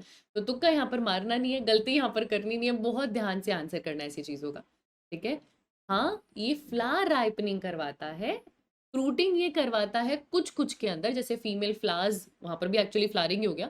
फीमेल फ्लावर्स और क्यूकम्बर में भी एक्चुअली फ्लावरिंग ही हो गया। फ्रूट की ये राइपनिंग जरूर करवाता है, लेकिन कुछ फ्लावर्स और फ्रूट्स में ये सेनेसेंस करवाता है। ये उन्हें ऑब्सीशन की तरफ लेकर जाता है, क्योंकि इसको सेनेसेंस और ऑब्सीशन भी करवाना है। ये फ्रूट राइपनिंग करवा रहा है। टमेटोज में, एप्पल्स में, बहुत सारे फ्रूट्स की राइपनिंग करवा रहा है। ये फ्लावरिंग भी करवा रहा है। ठीक है, ये फ्लावरिंग भी करवा रहा है, लेकिन फ्रूट्स और फ्लावर्स में, कुछ फ्रूट्स और फ्लावर्स में ऑब्सीशन भी करवाता है, सेनेसेंस भी करवाता है। वहीं पर एनसीईआरटी एग्जांपल देती है कॉटन, चेरी और वॉलनट के अंदर ये ऑब्सीशन करवाता है, जिसकी वजह से उनकी थिनिंग होती है। तो सारे ही करेक्ट है, आंसर हो जाएगा 4। सारे ही करेक्ट है, आंसर हो जाएगा 4। अगला क्वेश्चन देखते हैं, वैसे इसको डी लिख देते हैं, आंसर हो जाएगा डी। अगला क्वेश्चन देखते हैं, question number 16। At first day of observation leaf A का 40 सेंटीमीटर स्क्वायर का एरिया था और लीफ बी का 50 का। तो हम अपने बना लेते हैं, एक लीफ है, ठीक है, और ये अपने पास दूसरी, जो ये है, ये तो है हमारे पास लीफ ए और ये 40 सेंटीमीटर स्क्वायर की है। जो ये है लीफ बी और ये 50 सेंटीमीटर। उसके बाद ये कह रहे हैं कि कुछ टाइम बाद ये हुआ कि अगले दिन जब हम ऑब्जर्व करने गए तो लीफ ए का एरिया 44 हो चुका था। तो 40 से कितना हो चुका है, 44 मान लेते हैं, ये अपने पास ए डैश है। ए डैश 44 सेंटीमीटर स्क्वायर का हो चुका है। और जो लीफ बी का एरिया है वो 55 हो चुका है। मतलब जो बी है वो आपका कन्वर्ट हो गया है बी डैश में, और ये है 55 सेंटीमीटर स्क्वायर का एरिया। अब अपने को बताना है कि कौन सा कंक्लूजन आ रहा है ग्रोथ रेट के बारे में। तो अगर आपको एनसीईआरटी याद हो बच्चे, तो दो तरीके की ग्रोथ रेट होती है, एक एब्सोल्यूट होती है, एक रिलेटिव होती है, और इन्हीं पर आपसे क्वेश्चंस पूछे। एब्सोल्यूट मतलब सीधा सीधा एक्चुअली कितनी ग्रोथ हुई है, 40 से 44 की हुई है। तो अगर मैं यहाँ पर आपसे पूछूं बच्चे कि एब्सोल्यूट ग्रोथ कितनी हुई है, तो आपको किसी से रिलेट नहीं करना, कोई इनिशियल नहीं होता, बस वो 40 से 44 चला गया, मतलब 4 सेंटीमीटर स्क्वायर की ग्रोथ हुई। सेम चीज अगर मैं बी लीफ के लिए आपसे पूछूं कि एब्सोल्यूट ग्रोथ कितनी हुई है, कुछ रिलेटिव नहीं, कोई टर्म नहीं, 50 से 55 गया, तो फाइनल माइनस इनिशियल 5 आ जाएगा। तो कितनी एब्सोल्यूट ग्रोथ हुई है, 5 सेंटीमीटर स्क्वायर की हुई है। पर वहीं अगर आपसे रिलेटिव ग्रोथ पूछी जाए, तो रिलेटिव ना किसी एक कॉमन पैरामीटर के कंपैरिजन में होती है, क्योंकि रिलेटिव हमेशा कंपेयर करते हैं। तो मैं बच्चों को क्लास में भी यही पढ़ाती हूँ कि रिलेटिव्स कंपेयर करते हैं, तो ये किसी के कंपैरिजन में है। और किसके कंपैरिजन में, इनिशियल पैरामीटर। ग्रोथ कितनी हुई है, 4 सेंटीमीटर, लेकिन मैं सीधा 4 सेंटीमीटर स्क्वायर नहीं बोलूंगी, मैं बोलूंगी किसके कंपैरिजन में, 40 के कंपैरिजन में, क्योंकि इनिशियली कितना था, 40। यहाँ कितनी ग्रोथ हुई है, यहाँ कितनी ग्रोथ हुई है, 5, लेकिन कंपैरिजन में, किसके कंपैरिजन में, इनिशियल। इसका इनिशियल कितना था, 50। ठीक है, और रिलेटिव को आप निकालते हो परसेंटेज में, तो परसेंटेज निकालने के लिए अपने इंटू 100। तो ये यहाँ पर मेरे पास कितना आ जाएगा, 1/10 इंटू 100, 10% ग्रोथ हुई। ये भी सेम आ जाएगा, 1/10 इंटू 100, 10% ग्रोथ। मतलब दोनों लीफ की रिलेटिव ग्रोथ सेम है, दोनों की अपने इनिशियल से कंपेयर करोगे तो 10% ही ग्रोथ हुई है। लेकिन अगर एब्सोल्युटली पूछोगे तो ये 4 सेंटीमीटर स्क्वायर और ये 5 सेंटीमीटर स्क्वायर। तो मुझे बताओ क्या दोनों की एब्सोल्यूट ग्रोथ सेम है, नहीं, दोनों की एब्सोल्यूट ग्रोथ डिफरेंट है, पर दोनों की रिलेटिव ग्रोथ सेम है। आंसर क्या हो जाएगा, बी। दोनों की रिलेटिव ग्रोथ सेम है, आंसर क्या हो जाएगा, बी। यही आपसे पूछा गया है, 16th का आंसर आपके पास होगा बी। क्या कह रहे हैं question 17? Auxins help to prevent fruits and leaves drops at early stages. Auxin बहुत समझदार हार्मोन होता है, उसको पता है अर्ली स्टेज पे सेनेसेंस नहीं करवाना, ऑब्सीशन नहीं करवाना, तो अर्ली स्टेजेस पे वो उस चीज़ों को रोकेगा, बिल्कुल ठीक बात है। लेकिन अगर कोई लीफ ओल्ड है, मैच्योर है, कोई फ्रूट मैच्योर है, तो उसमें वो ऑब्सीशन करवाएगा भी। इसी को कहते हैं समझदारी, और ये समझदारी आपको सिर्फ ऑक्सिन में देखने को मिलती है। तो आपको बताना है इनमें से कौन सा। A statement of assertion is followed by a statement of reason. आपको बताना है क्या ये दोनों करेक्ट है, दोनों करेक्ट है, और दोनों एक दूसरे से अलग अलग है, दोनों एक दूसरे से अलग अलग है। तो आंसर क्या हो जाएगा, बी। 17th का आंसर आपके पास क्या होगा, बी। अगला क्वेश्चन देखिए, क्वेश्चन नंबर 18। मेरे पास प्लांट हॉर्मोन्स दिए हुए कॉलम 1 में और नेम दिया हुआ है कॉलम 2 में, मुझे मैच करना है। जिएटिन बेटा जो नेचुरली आपको साइटोकिनिन का फॉर्म प्लांट से ऑब्टेन होता है, उसे हम जिएटिन कहते हैं। अभी पढ़कर आए थे, रिवाइज करो। अच्छा, जिएटिन मतलब हम किसकी बात करें, हम साइटोकिनिन की बात करें, तो साइटोकिनिन के नाम से हम इसको मैच कर देंगे। ठीक है, फिर हमारे पास यहाँ पर आ रहा है फ्लोरिजन। फ्लोरिजन अब आपको खैर नहीं पढ़ना, पर ये पहले फोटो पीरियोडिज्म में पढ़ते थे कि डे की लेंथ से फर्क क्या पड़ता है, अब कितनी देर सूरज रहा और कितनी देर अंधेरा रहा, उसके रिस्पेक्ट में, उस रेशियो के रिस्पेक्ट में एक हार्मोन जनरेट होता है फ्लोरिजन, और वो रिस्पॉन्सिबल होता है आगे फ्लावरिंग करवाने के लिए, फ्लावरिंग इंड्यूस कराने के लिए। तो इसको हम एक फ्लावरिंग हार्मोन मानते हैं। अब ये हार्मोन पहले 5 हार्मोन्स में नहीं आता, ये बाद में आता था, ये हट चुका है एनसीईआरटी से। अगर मैं इंडोल ब्यूटारिक एसिड की बात करूं तो इंडोल एसिटिक एसिड और इंडोल ब्यूटारिक एसिड ये नेचुरल ऑक्सीजन होते हैं। नैप्थेलिन एसिटिक एसिड 2,4 ट्राइक्लोरोफिनॉक्सी एसिटिक एसिड ये दोनों सिंथेटिक ऑक्सीजन होते हैं। तो हमने मैचिंग कर ली। आंसर क्या होगा? 3 है, 1 है, 4 है एंड 2 है। 3 है, 1 है, 4 है, 2 है, दैट इज डी। तो 18th का आंसर आपके पास हो जाएगा डी। अगला क्वेश्चन देखो, question number 19। Match the growth regulators given in column 1 with their action given in column 2। अब सीसिक एसिड का क्या काम है? सबसे पहले तो अब सीसिक एसिड तो सब चीजों को रोकना चाहता है, सब चीजों को रोकना चाहता है, सीड का जर्मिनेशन नहीं होने देगा, इनहिबिट करेगा। इथाइलिन की अगर मैं बात करूं तो सबसे इंपॉर्टेंट काम है राइपनिंग करवाना, क्लाइमेक्ट्रिक रेस्पिरेशन से राइपनिंग करवाना। साइटोकिनिन रिचमोंड लैंग इफेक्ट, वो लीव सेनेसेंस को हद तक डिले करने की कोशिश करेगा। और ऑक्सिन की फिर अगर हम बात करेंगे तो उसको आप हर्बिसाइड की तरह यूज कर सकते हो, एनसीईआरटी लिखती है। जो 2,4-D है उसको हम सेलेक्टिव, क्योंकि वो डाइकोट्स को किल करता है, मोनोकोट्स को नुकसान नहीं पहुंचाता, तो सेलेक्टिव हर्बिसाइड की तरह वो काम करता है। तो अब हम मैच कर ले, मैच तो हमने कर लिया, आंसर कर लेते हैं। 2 है, 4 है, 1 है और 3 है। तो 2, 4, 1, 3 आंसर हो जाएगा ए। 2, 4, 1, 3 आंसर हो जाएगा ए। 19th का आंसर है ए। अगला क्वेश्चन देखते हैं, question number 20। Which one of the following pairs is not correctly matched? अब सीसिक एसिड स्ट्रेस हार्मोन है, स्टोमेटा को बंद कर देगा, सही बात है। जिब्रेलिक एसिड लीफ को फॉल कराएगा, नहीं बेटा, ये अब्सिशन उल्टा नहीं होने देता, ये गलत है। साइटोकिनिन का मतलब ही सेल डिवीजन करवाना है और ऑक्सिन तो एपिकल डोमिनेंस करवाएगा ही करवाएगा, तो इनकरेक्ट हो जाएगा बी। लीफ को अगर फॉल करवाना है, सेनेसेंस या अब्सिशन, वो इथाइलिन करवाता है, जिब्रेलिक एसिड तो रोकता है ना, तो ये इनकरेक्ट हो जाएगा। और 20 का आंसर आपके पास क्या आ जाएगा? बी। अगला क्वेश्चन देखते हैं, question number 21। Which one of the following pair is incorrectly matched? Adenine से हमको क्या मिला है जी? काइनेटिन मिला है, N6 परफ्यूराइल अमीनो प्यूरिन, जो कि एक एडेनिन से डिराइव करके हमको काइनेटिन मिलता है।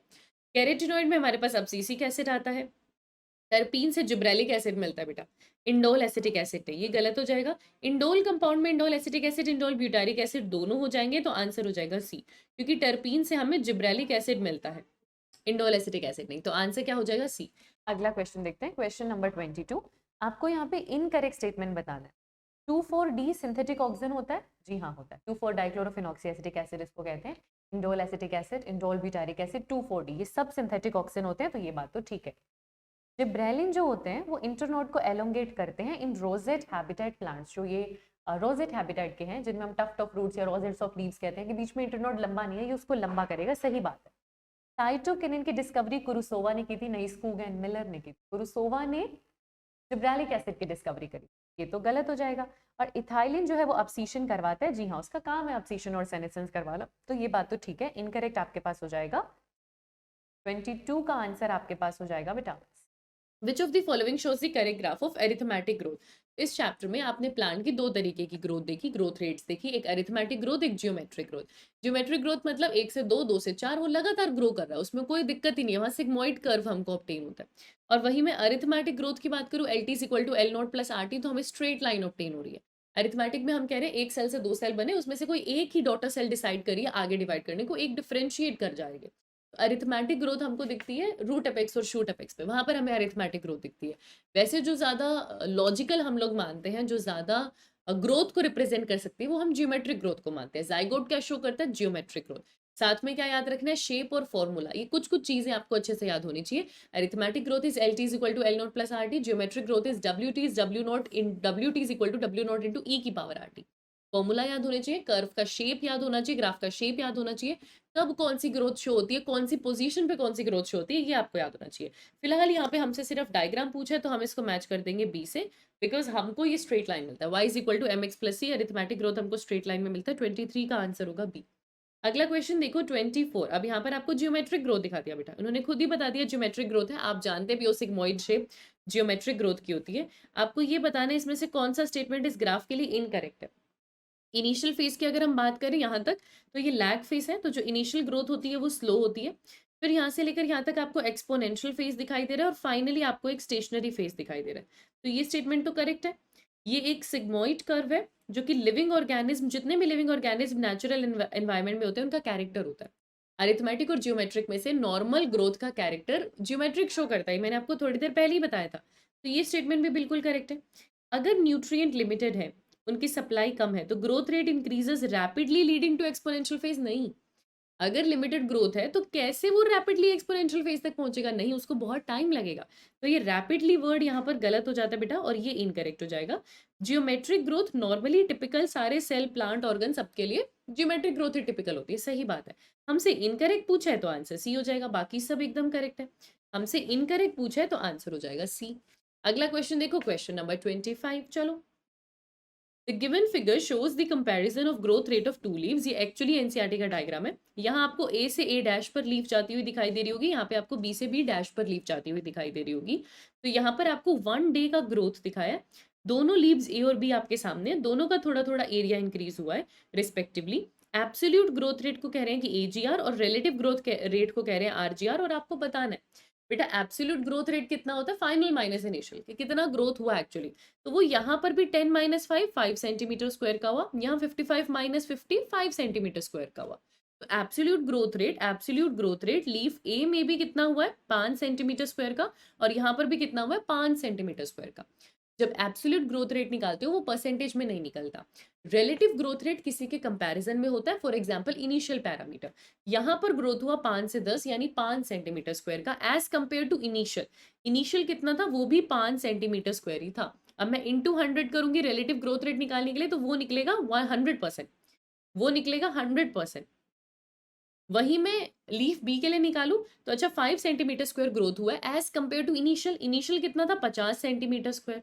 और अगर मैं परसेंटेज में निकालूंगी तो कितना आ जाएगा मेरे पास यहाँ पे 10%। तो जो रिलेटिव ग्रोथ रेट है वो इस लीफ का 100% है, इस लीफ का 10% है। आंसर हो जाएगा सी, आंसर हो जाएगा सी। ये जो मैंने आपको 30 डेज सॉल्व करवाया उसके अंदर भी मैंने आपको ये पूरा विद आंसर सॉल्व करवाया था, आंसर हो जाएगा सी। अगला क्वेश्चन देखो, क्वेश्चन नंबर 26। अरिथमेटिक ग्रोथ को कैसे रिप्रेजेंट करते हैं, मैंने आपको कहा था या तो कर्व पूछेंगे, या शेप पूछेंगे, या एग्जाम्पल पूछेंगे, या फॉर्मूला पूछेंगे, उससे ऊपर कुछ पूछ ही नहीं सकते। तो L T is equal to L naught plus R T, यहाँ पे दोनों जीरो हो गए इसलिए ये गलत है, ठीक है। और मल्टीप्लीकेशन वाला तो होने ही नहीं वाला है, तो L T is equal to L naught plus R T, क्योंकि मल्टीप्लीकेशन वाला तो जियोमेट्रिक ग्रोथ को शो करेगा। यहाँ पर आपके पास आंसर क्या हो जाएगा, ए। अगला क्वेश्चन देखते हैं, क्वेश्चन नंबर 27। एक sigmoid curve is obtained in geometric growth because, अभी आपने देखा जियोमेट्रिक ग्रोथ में आपको सिग्मोइड कर्व मिला क्योंकि उसमें एक लैग फेज होता है, एक लॉग फेज होता है, और फिर एक स्टेशनरी फेज होता है। सही बात है, सिग्मोइड कर्व इसीलिए मिलता है हमको क्योंकि हमें 3 फेजेस मिलते हैं। अच्छा, इसमें एक डॉटर सेल मेरिस्टेमेटिक रहती है, दूसरी डिफरेंशिएट करती है? नहीं बेटा, जब आप जियोमेट्रिक ग्रोथ कर्व की बात करते हो दोनों डॉटर सेल डिवाइड करिए, तभी तो वो एक्सपोनेंशियली ग्रो कर रहा है। एक डॉटर सेल रुक जाए तो आपको अरिथमेटिक ग्रोथ मिलेगा, जियोमेट्रिक नहीं, ठीक है। It is of the effect of environment on mitosis. अगर आप एनवायरमेंट का इफेक्ट देखेंगे तो आपको सिग्मोइडल कर्व मिला। देखो ये गलत नहीं है, ये गलत नहीं है, बट क्योंकि हम देखो सिर्फ माइटोसिस नहीं लिखना ग्रोथ चाहिए था, इसलिए मैं इसको कम प्रायोरिटी दूंगी। ये माइटोसिस नहीं, एनी ग्रोथ, एनी डिवीजन के बारे में लिखना चाहिए था कि स्टार्टिंग में न्यूट्रिएंट कम है तो सेल्स उतना डिवाइड नहीं कर पा रहे, है ना। फिर आपको अच्छे खासे न्यूट्रिएंट्स मिल रहे तो एक्सपोनेंशियली ग्रोथ कर रहे, रिसोर्सेज खत्म हो गए तो वो खत्म हो गया। तो एनवायरनमेंट का भी इफेक्ट है, बिल्कुल ठीक बात है। तो मुझे ये इसी तरीके से लैग, लोग और स्टेशनरी फेस मिलता है। और क्योंकि एक लैग, लोग और स्टेशनरी फेस है तो भी मुझे सिग्मोइड कर्व मिल रहा है। वैसे रीजन ज़्यादा बेटर एनवायरनमेंट होगा, रीजन इसका ज़्यादा बेटर एनवायरनमेंट होना चाहिए बेटा, गलत एनवायरनमेंट भी नहीं है। बस माइटोसिस की जगह ग्रोथ लिखना चाहिए था। सिर्फ एक माइटोसिस नहीं, पूरी बॉडी की ग्रोथ, उसको जितना न्यूट्रिएंट चाहिए ग्रोथ करने के लिए, सेल डिवीजन करने के लिए, उतना ऑब्टेन नहीं हो रहा। पर सी गलत नहीं है, नन ऑफ दीज तो होगा नहीं। हमें तो दो दो आंसर लग रहे हैं, ए भी लग रहा है, सी भी लग रहा है। एनीवे हम प्रायोरिटी यहाँ पर ए को दे देते हैं और आंसर लिख देते हैं यहाँ पे, ठीक है, क्योंकि एनवायरनमेंट के इफेक्ट से ही आपको ये दो अलग अलग ग्रोथ फेज मिलती है, चाहे जियोमेट्रिक हो चाहे अरिथमेटिक हो। बेटर हम इसको स्पेसिफाई कर दें, क्योंकि जियोमेट्रिक में मुझे एस शेप मिलता है लैग, लोग और स्टेशनरी की वजह से, तो हम इसको स्पेसिफाई कर देते हैं, आंसर हो जाएगा ए। आगे देखो question number 28। The exponential growth can be expressed as W1 is equal to W0 into e की पावर RT। यहाँ पर R क्या है, R यहाँ पे relative growth rate है, depends on the final size। अच्छा, relative growth rate, absolute growth rate, it is the relative growth which is also referred to as efficiency index। ये unit है, ये कांस्टेंट है रिलेटिव ग्रोथ, जिसको आप efficiency index भी बोलते हो। आंसर हो जाएगा सी। वैसे पूरा एक्सप्रेशन तो बेटा रिलेटिव ग्रोथ रेट है, इसको ना करेक्ट करो। पूरा एक्सप्रेशन तो यहाँ पे रिलेटिव ग्रोथ रेट लिखा होना चाहिए, रिलेटिव ग्रोथ रेट ही होता है ये भी, है ना, क्योंकि अभी आपने थोड़ी देर पहले रिलेटिव ग्रोथ रेट पढ़ा था, ये वही, पर यहाँ पर ये कांस्टेंट है, ये कांस्टेंट है, इसीलिए यहाँ पर इन्होंने एफिशिएंसी इंडेक्स लिखना जरूरी समझा आपको बताने के लिए। वैसे ये रिलेटिव ग्रोथ रेट ही है, तो आंसर क्या हो जाएगा सी। ठीक है, एंड ये चीज गलत होगी ना कि depends on the final size, ये सारा कुछ ऐसा कुछ नहीं है यहाँ पे, ये वो वाला एब्सोल्यूट ग्रोथ रेट और रिलेटिव ग्रोथ रेट नहीं है, ये कांस्टेंट है, इसको एफिशिएंसी इंडेक्स भी बोलते हैं। आंसर सी होगा। अगला क्वेश्चन देखो, क्वेश्चन नंबर 29। इथाइलिन किसके लिए यूज होता है? क्या ये फ्रूट्स की राइपनिंग को रिटार्ड करता है? बेटा रिटार्ड नहीं करता, ये फ्रूट्स की राइपनिंग करवाता है। ये स्लो डाउन या रिटार्ड नहीं करवाता, ये फ्रूट की राइपनिंग करवाता है, तो आंसर क्या हो जाएगा? बी। अगला क्वेश्चन देखो, क्वेश्चन नंबर 30। अगर मैं स्कूग और मिलर की बात करूं तो इन्होंने सेल डिवीजन करवाया था टबैको प्लांट में विद डिग्रेडेड डीएनए। वही हेरिंग फिश का डीएनए ले लो, आप उसके स्पर्म का डीएनए ले लो और उससे आप सेल डिवीजन करवा रहे हो, क्योंकि उसमें साइटोकिनिन होता है। तो क्या एक्टिव इंग्रेडिएंट था जो साइटोकिनिन को रिजेंबल किया था? तो बेटा आपने डीएनए से ऑब्टेन किया, वो डीएनए एनिमल का था, प्लांट का तो नहीं था, तो इसको आप जिएटिन नहीं कहेंगे, इसको आप काइनेटिन कहेंगे। अच्छा ठीक है, अब यहाँ पे वो तो आपसे खैर पूछ ही नहीं रहे, आपसे पूछ रहे हैं विच रिजेंबल्स। अब यहाँ पे साइटोकिनिन किससे डिराइव्ड होता है? It is a modified adenine. N6 परफ्यूराइल aminopurine आप पढ़ते हो, ये मॉडिफाइड एडेनिन है, तो आंसर क्या हो जाएगा? ए। आपको यहाँ पे कुछ नहीं करना था, साइटोकिनिन किससे डिराइव हो रहा है सिर्फ इतना पता होना चाहिए था, आंसर हो जाता है ए। अगला क्वेश्चन देखते हैं, क्वेश्चन नंबर 31। अगर मैं एक फ्लावरिंग प्लांट की जो टिप है, जो एपेक्स है, उसको कट कर दूं, ठीक है, और pruning of a flowering plant, उससे क्या होगा? उससे नए एपिकल बड बनेंगे, उससे एडवेंटेशियस रूट्स बनेंगी कट की साइड पे। बेटा स्टेम से कहाँ से रूट बन जाएगी? उससे क्या अर्ली फ्लावरिंग होने लग जाएगी या लेटरल ब्रांचेस प्रमोट होंगे? उससे लेटरल ब्रांचेस प्रमोट होंगी, क्योंकि टिप पर ऑक्सिन था, और जब तक ऑक्सिन था वो सिर्फ एपिकल डोमिनेंस करवा रहा था। जब आपने उसको कट कर दिया तो ऑक्सिन अब अपना फंक्शन नहीं कर पा रहा है, ऑक्सिन एपिकल डोमिनेंस नहीं करवा पा रहा है, तो लेटरली ग्रोथ हो पा रही है, साइटोकिनिन काम कर पा रहा है। तो टिप कट करना इज नोन एज डीकैपिटेशन, इसको बोलते हैं डीकैपिटेशन, और उसके ये हम करते हैं टी प्लांटेशन में या हेडजेस ग्रोइंग में लेटरल ग्रोथ करवाने के लिए, तो इसकी वजह से लेटरल ब्रांचेस आएंगी। 31 का आंसर क्या हो जाएगा? डी। अगला क्वेश्चन देखते हैं, question number 32। Which one of the following hormone is used to eradicate dicot weeds? अब सेलेक्टिवली सिर्फ डाइकोट के वीड्स हटाने हैं, लेकिन इसका कोई भी अफेक्ट मोनोकोट के प्लांट पे नहीं है। ये हम किस में पढ़ते हैं? ऑक्सिन में पढ़ते हैं, 2,4-D। अगर मैं 2,4-डाइक्लोरोफिनॉक्सी एसिटिक एसिड की बात करूँ तो ये सेलेक्टिवली डाइकोट को किल करने का काम करता है, तो 32 का आंसर आपके पास क्या हो जाएगा बेटा? ए। अगला क्वेश्चन देखते हैं, question number 33। Which one of the following phytohormone is produced under water deficient condition and plays an important role in the tolerance response of plants to drought?